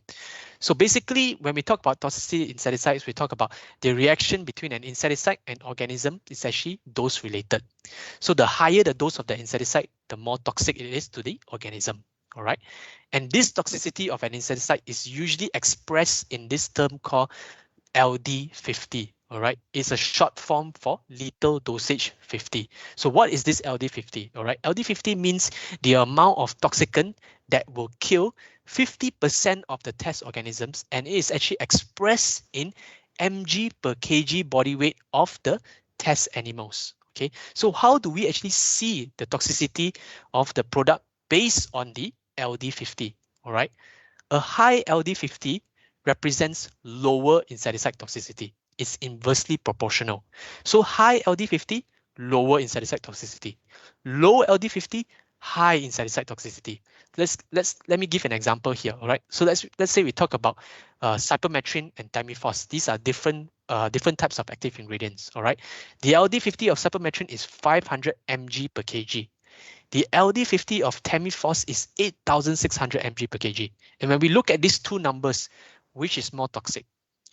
As you look at the definition here, it's an inversely proportional relationship. As we look at the numbers here, cypermethrin is actually more toxic than tamifos because it has a lower LD50. All right. So now the next question is, how does this LD50 how is it generated? Basically, they will have lab animals like rats, and then they will be tested on this using this insecticide product to get this LD50 value. All right. So WHO has also come up with a classification of the toxicity levels based on the oral LD50 towards rats. All right. They classify that 1 mg per kg or less is actually extremely hazardous. 1 to 50 is highly hazardous.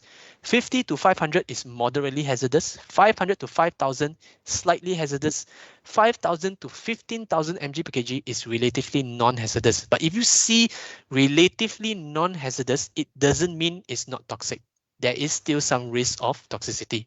All right. And then we have more than 15,000 mg per kg, which is relatively harmless. All right. But what I want to summarize from this slide is that to tell you that no chemicals in this world is considered 100% safe. Even the chemicals you are using in your kitchen for cooking and your consumption is not considered 100% safe. Right? Let's look at the chart here on the LD50 of the insecticide active ingredients and also some of the usual materials that can be found in your kitchen, your living room, or in your house or in your office as well. Okay, as I mentioned that the lower the LD50, the higher the toxicity.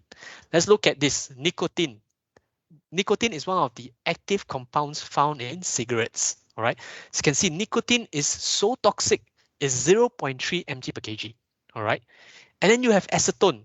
Acetone, one of the examples of products using acetone that is as is active is your nail polisher.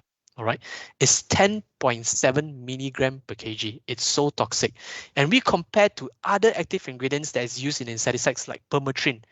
Compared to permethrin and acetone, acetone is far more toxic than permethrin, which is commonly used as an insecticide in the industry by PCOs. Even table salt is even more toxic than permethrin. All right, and you can see even coffee itself, the drink that you drink every day to keep you energized, is also more toxic than some of the active ingredients that's used in the insecticide. Okay, so what it means is that you cannot drink too much coffee as well. You cannot take too much salt. So everything needs to be taken in moderation. So at the same thing for insecticides, when for manufacturers, how we formulate the insecticides, we don't formulate as toxic as possible. No, that's not the key. For manufacturers, when we manufacture the insecticide, we need to put it at a moderate amount that kills the insect, but at the same time is also low risk to the environments as well. All right. So what about in Malaysia? How do we classify the insecticides in Malaysia? All right. So basically, the pesticide board in Malaysia also adopted a similar toxicity classification as WHO. All right. So this classification is actually based on the oral, inhalation, and dermal LD50. In Malaysia, we have 5 different classes. We have class 1, A and B, which are the very highly toxic or very toxic classes, and it's actually labeled by different colors as well. As you can see on the right hand side, these are labels which are put on the products of an insecticide, and different colors actually also can mean different toxicity class. All right, so like class 1, A and B, which is black and red, these two classes are actually signifies or is actually symbolizes products that are very, very toxic. All right, class 2, which is yellow, these products are moderately toxic. Class 3, which is blue, which is slightly toxic. And then we have class 4, the no color one, which is low toxicity. All right. And this is how they actually determine which product goes into which classes. It's actually based on the oral LD50, based on the number, and also based on the dermal, how much the skin of the rat can absorb the pesticide. All right. So based on these numbers that is projected out by the manufacturer and given to the pesticide board will use that numbers given out by the manufacturer, and they will cross-reference check this simple table, and then they will slot in the different class of the particular product. This is just simple terms of how pesticide board does it. All right, in Malaysia. Okay, so basically for PCOs around in Malaysia, the most common classes being used by PCOs are actually class 2 to class 4. All right. So as you all can see just now, based on my 2 slides ago, that I said that no chemicals in this world is considered 100% safe. All right. There is nothing that can be done about the chemicals toxicity, but the hazards of an insecticide can be reduced so that it can accommodate to kill the insect, but at the same time also preserve the environment and also make sure that the insecticide has low risk to humans and also to the environment as well. So what are the few steps that can be taken to reduce these hazards of the insecticide? Right. First, the manufacturers, these are the manufacturer's responsibility. First, the manufacturer can decide to choose an insecticide product and produce an insecticide product with a lower amount of active substance. All right. And this lower active substance is low enough to kill the insect, but at the same time is low enough that it doesn't pose any risk to the users, or maybe a lower risk to the users as well. Like for instance, we see that fipronil had a little bit relatively moderate LD50, as you can see from the previous 2 tables, but the manufacturer decides to put that product to only have 0.05% fipronil, but the rest of the 99% material is the other ingredients which are non-toxic. Fipronil, which is toxic, is only 0.05% in the product, and this signifies that it's actually a very, very low amount of active ingredient in the product itself. All right. The next part is you have to make sure that both the PCOs or anyone, when they apply the insecticide, they need to apply it according to the registered label instructions. All right. Like for instance, this picture here, you can see this is how a label looks like. They have an instruction in the gel bed or in the residue insecticide, which actually this label will tell you how to apply the insecticide and where to apply the insecticide and the hazards of the insecticides as well. All right. So basically, these label instructions have already been approved by the pesticide board, and when it is approved by the pesticide board, it shows that if you follow according to the label instruction, when you apply the insecticide, there will be a lower risk to humans and to the environment if you follow the label instructions. All right. At the same time, the manufacturers also need to provide to you an approved SDS of the product. SDS means the safety data sheet of the product. For instance, this picture here. All right. So basically, the safety data sheet will tell you a lot about the products, from the hazards, the safety measures, the first aids, and the stability of the product as well. So all the information about the safety is all listed out in the SDS. The manufacturer of the approved insecticide needs to provide the SDS to you so that you would have a better account of what is the product that is being applied. All right. At the same time, for end users as well, if you are to, let's say, to reduce the hazards, you make sure after the application of the insecticide, there is enough air circulation in the premise to allow the insecticide to dry up so that you can lower the risk of inhalation and also contact as well. For the technicians as well, we need to make sure there is a proper PPE being worn during application, and also the bottle of the insecticide, or the insecticide concentrate itself is being stored in a durable and safe bottle to ensure that the hazard of the insecticide is reduced. All right.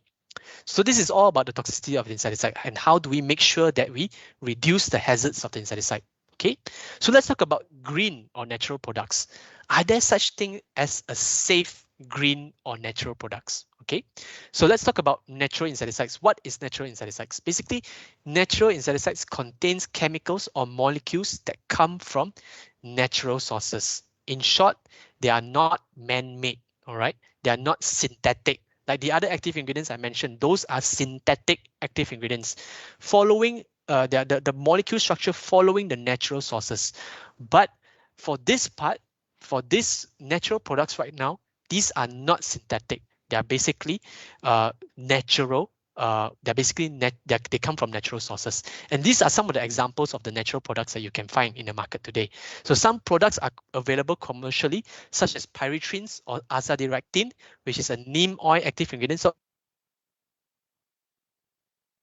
botanical insecticides coming from extracted from flowers. All right, for example, you have spinosad, which is also a type of bacteria, and abamectin, a type of bacteria fermented to become an active ingredient. You have Bacillus thuringiensis, we call it in short BT. This is also a bacteria as well.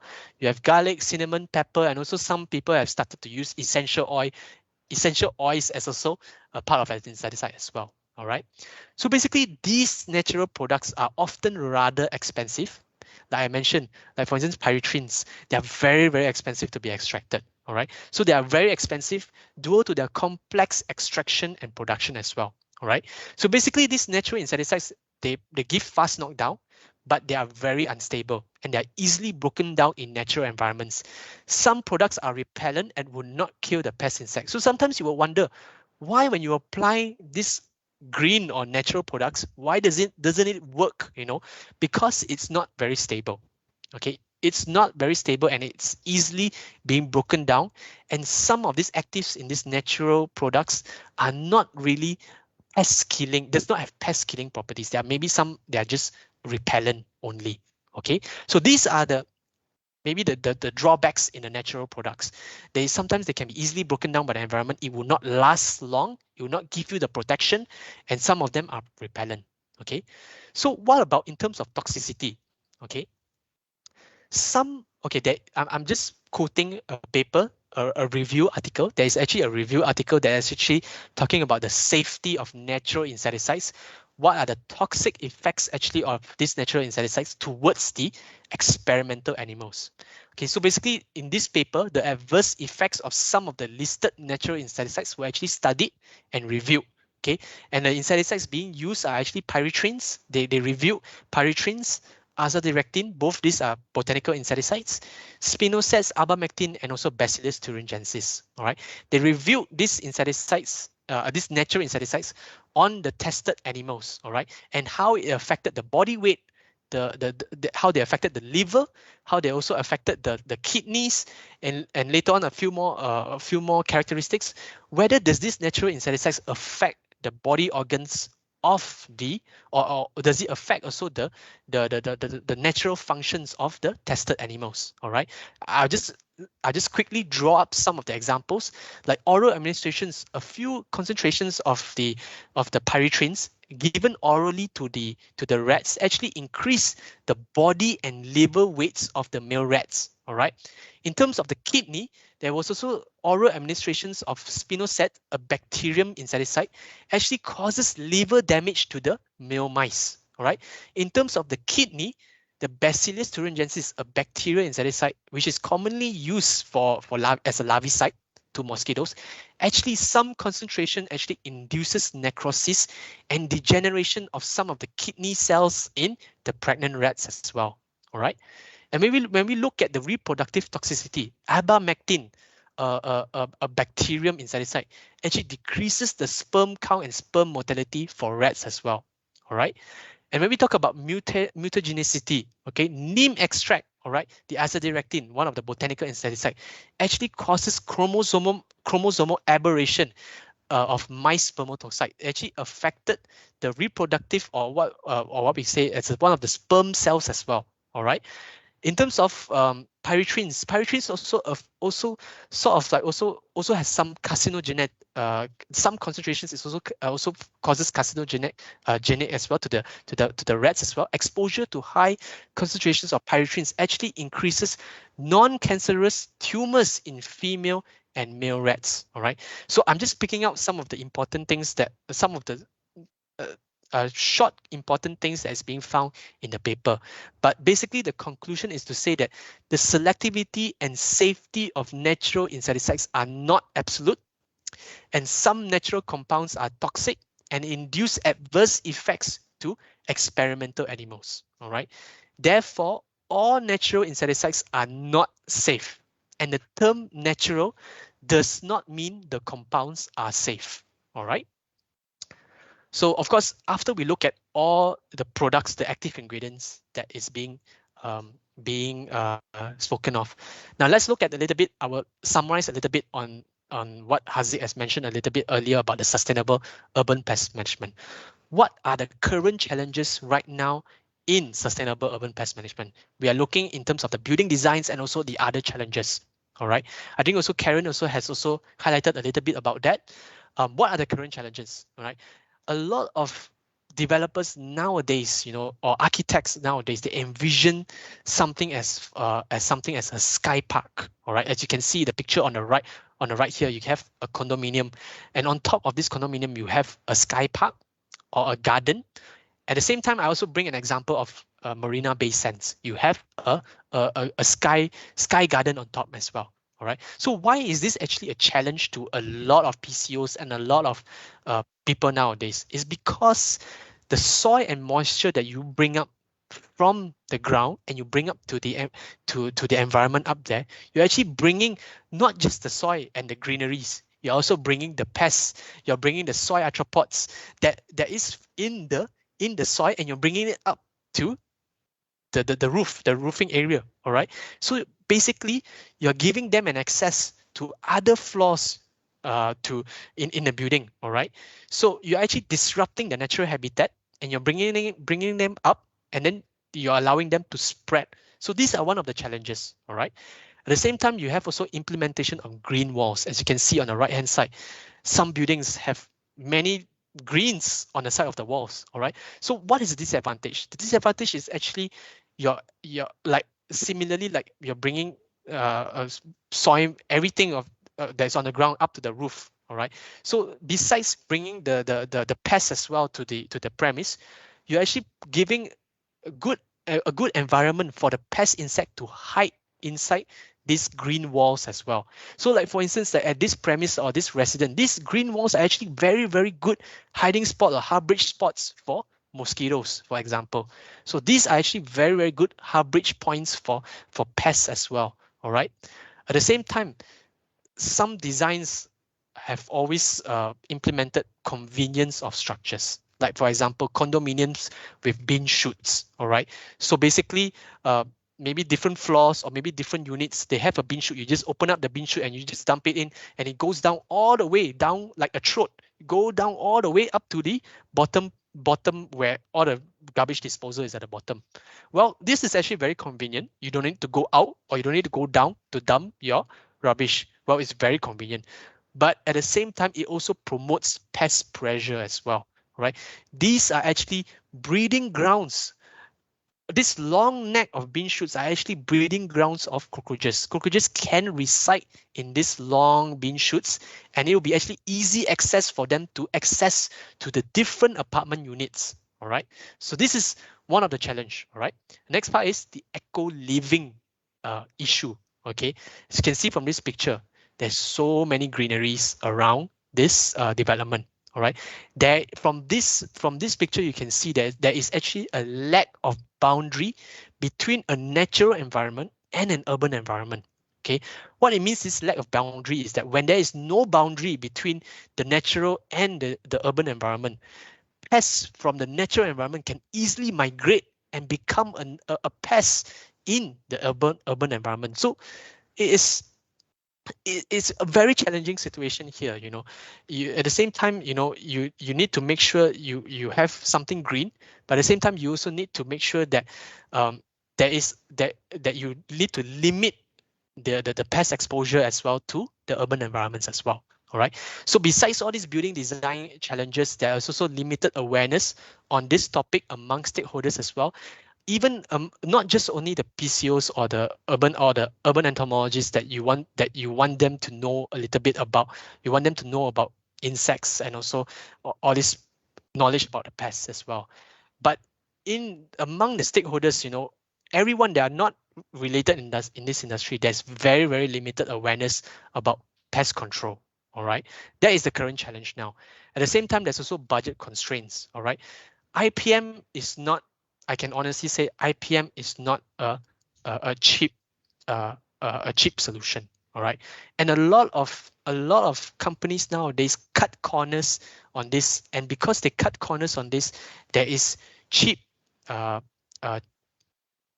there's cheap solutions that comes along. All right, like they will focus a lot of sprayings and all these things, and you won't be able to solve your problem. So that is why there is a lot of budget constraints, and because of the budget constraints, it affects the treatment and the solution, and the problem doesn't get solved.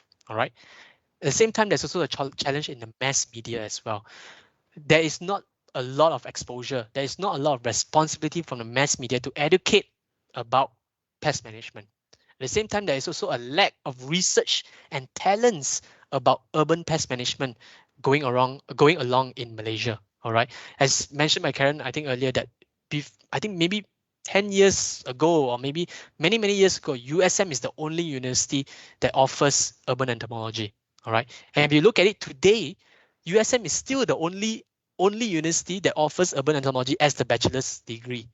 But of course, there are still other universities that offers urban entomology for their postgraduates or for their PhDs.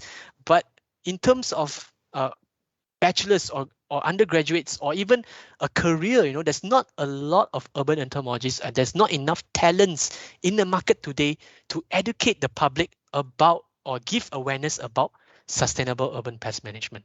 Right. So these are the challenges today that is being faced that is not helping the industry to implement the sustainable urban pest management part as well. All right. So when after we talk about the challenges, we want to look ahead to the future. What will be the next thing for pest management in the next 5 to 10 years? All right. The future innovations that will contribute to sustainable urban pest management. All right. Maybe the next 5 to 10 years, we'll get more target-specific insecticides, active ingredients that is only toxic to insects and doesn't affect the environment. More and more active ingredients will be more target-specific to only the insect pests. The second part is there'll be more precision placement delivery systems like you can get today with gel baits and with termite baiting systems. Now, all these systems like gel baits and termite baitings, they are much more accurate, they are much more precise, and they're much more target specific in their mode of action against pests. All right. So in the future, we'll see more and more of these technologies coming about. Of course, we also get better and cheaper pest detection. Of course, today we have something like termite detection system or thermotrack to detect whether you have termite infestations or not. Right, this is commonly actually used in Singapore, but it's not really commonly used in Malaysia. But in the future, we'll probably get more and more better pest detection or cheaper pest detection technologies in Malaysia as well. At the same time, in the future, there will definitely be the more use of digital technologies in pest management, like for instance, the use of digital technologies in monitoring rat infestation, for example. Okay, and also you have better technologies to deliver the insecticide application as well. For instance, nowadays in the agro ecosystem, like the oil palm plantations, they're using drones to apply pesticides to control rhinoceros beetles, for example, here. All right. But what about in the next few years? Maybe there will be more utilization of drones to apply insecticides that will replace whatever current applications that you have nowadays with PCOs. All right. So at the same time, we in the next 5 to 10 years, we'll definitely see more products capable of slowing down insecticide resistance. I think my colleague Haziq has touched a little bit about insecticide resistance nowadays. Insecticide resistance. Nowadays, there are a lot of cases about insecticide resistance.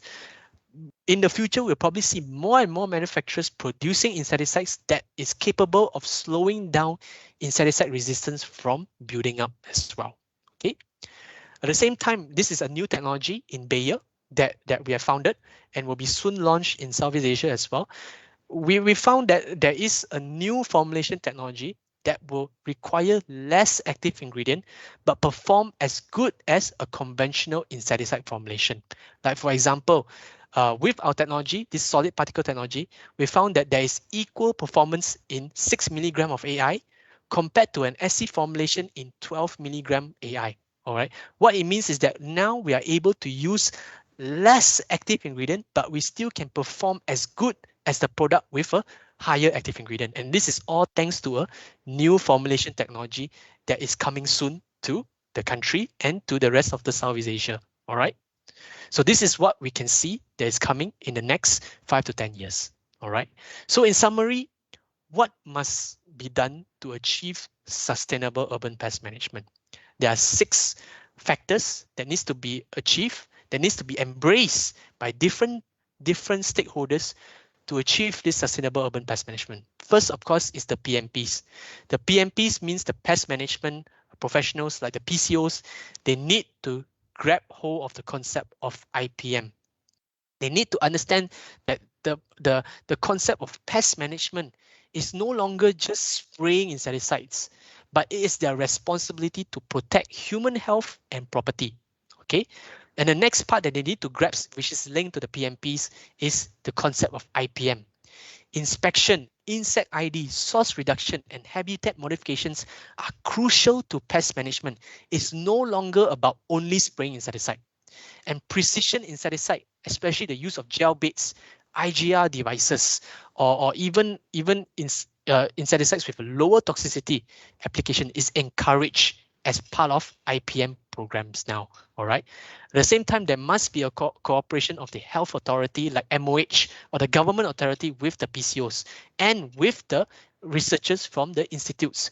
We need regular cooperation between the health authorities and academics, scientists, and also the PCOs, because we want to turn the research that is being founded by the academics in their universities, and we want to turn whatever their findings is into the operation so that we can bring better a better control outcome in the field.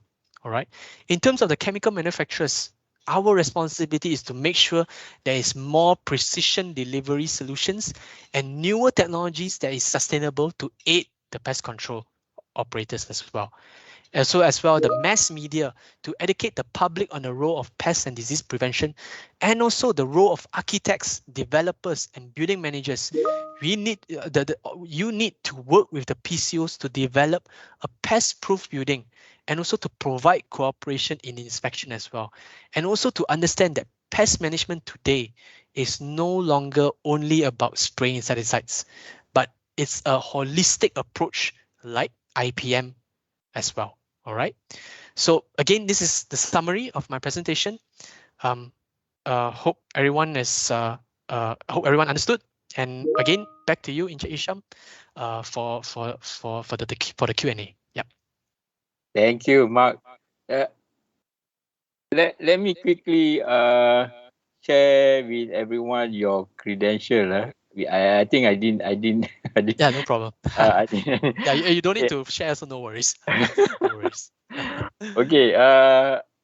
So Mark, Mr. Mark Wee is basically also is a graduate from the USM.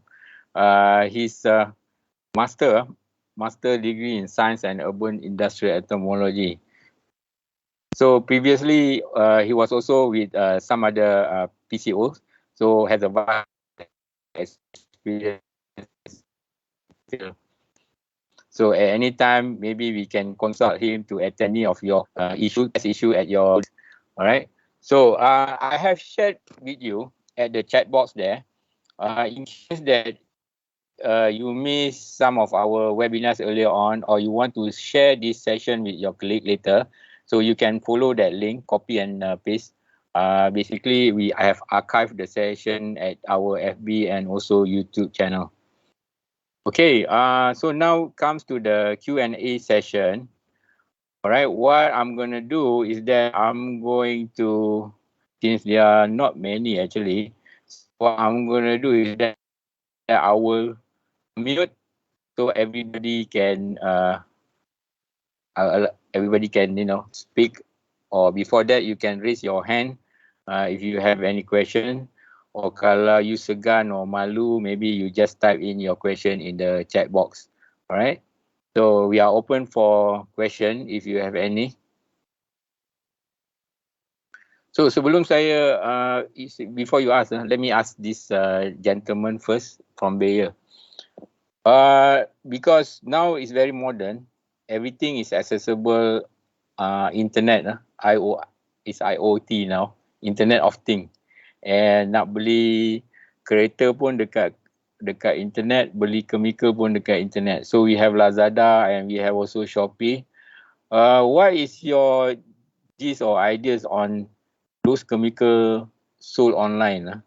Because they are chemicals that are not really registered with the pesticide board, which is available to the end user consumers.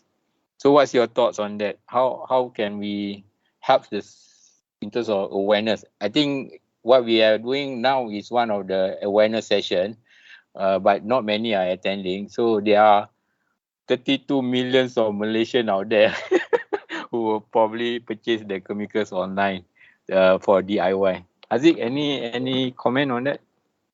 Yep, thank you, Encik Sham, for that interesting question.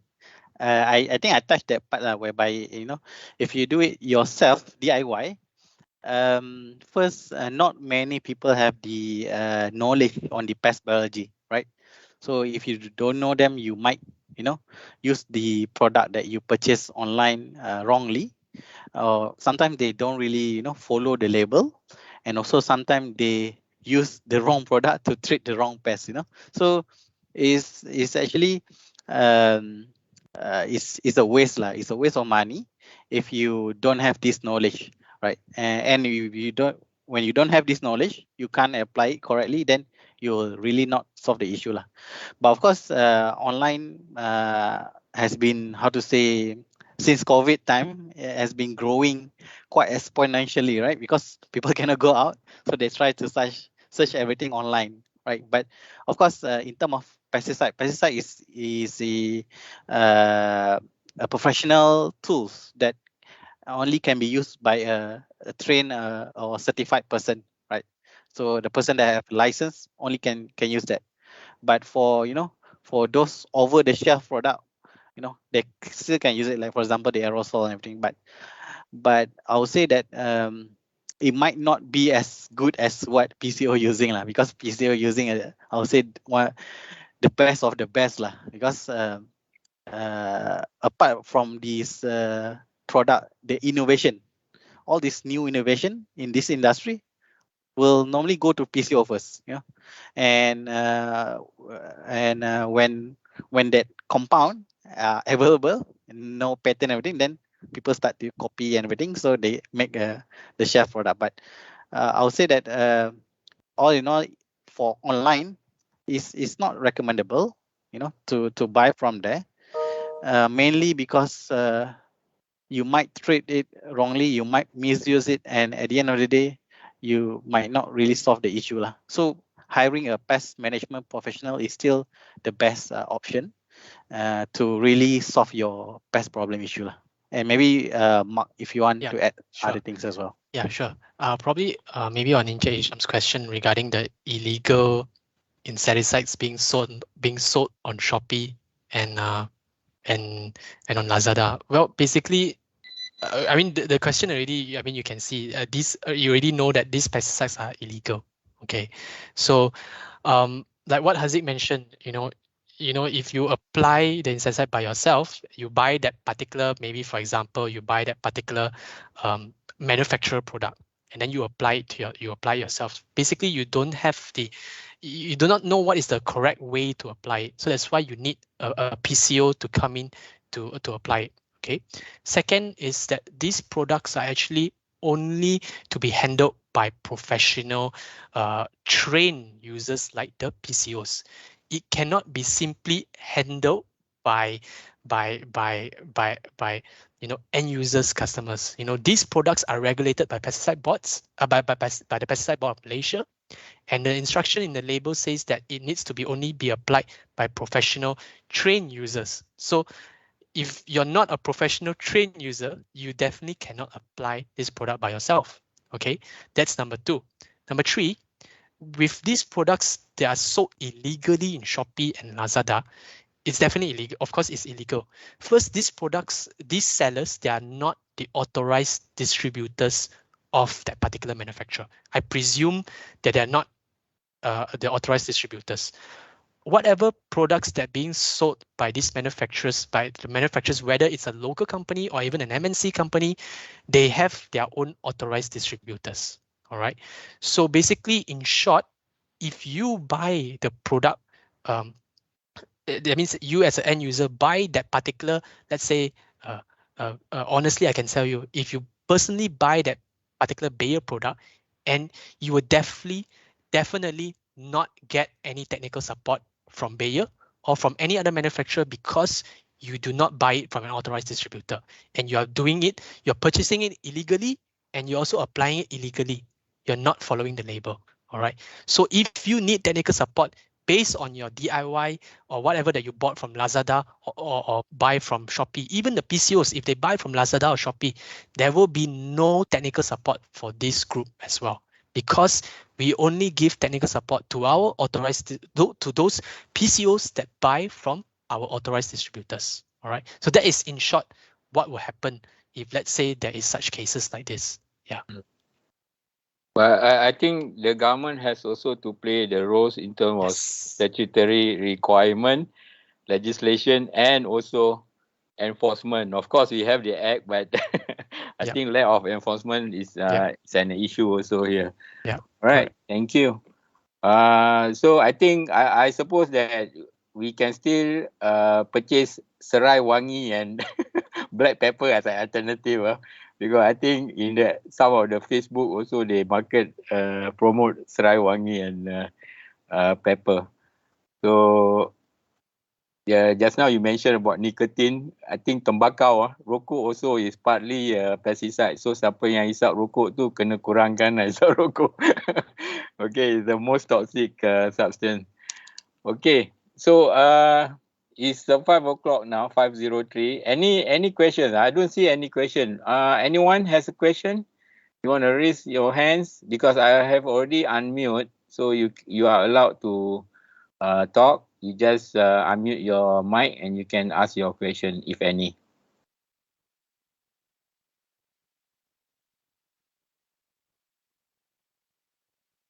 So I think it's quite a heavy and technical topic at 5 p.m. in the afternoon. So, but okay, doesn't matter. Just in case that you have questions later or sudden pop in, you can WhatsApp to me. You can email to us. All right, we will attend to it. I'll be happy to get Bayer and Miss Karen to answer you. All right, so generally this is a knowledge sharing, and we don't stop in terms of education and learning. And the learning is basically it's a learning curve. Every day there's a new technology. So I think since there's no questions from the audience, I think that will be the end of our session. Okay, on behalf of our Envirocon Pest Management, I would like to thank you, ladies and gentlemen, for attending and participating in this afternoon session. And my appreciation and my thanks, gratitude to Miss Karen Lee from UB Guidance, and also for Mr. Mark Wee and Haziq from Bayer Environmental Science, Bayer Malaysia, for presenting their thoughts and their experience and their expertise shared with us this afternoon. All right.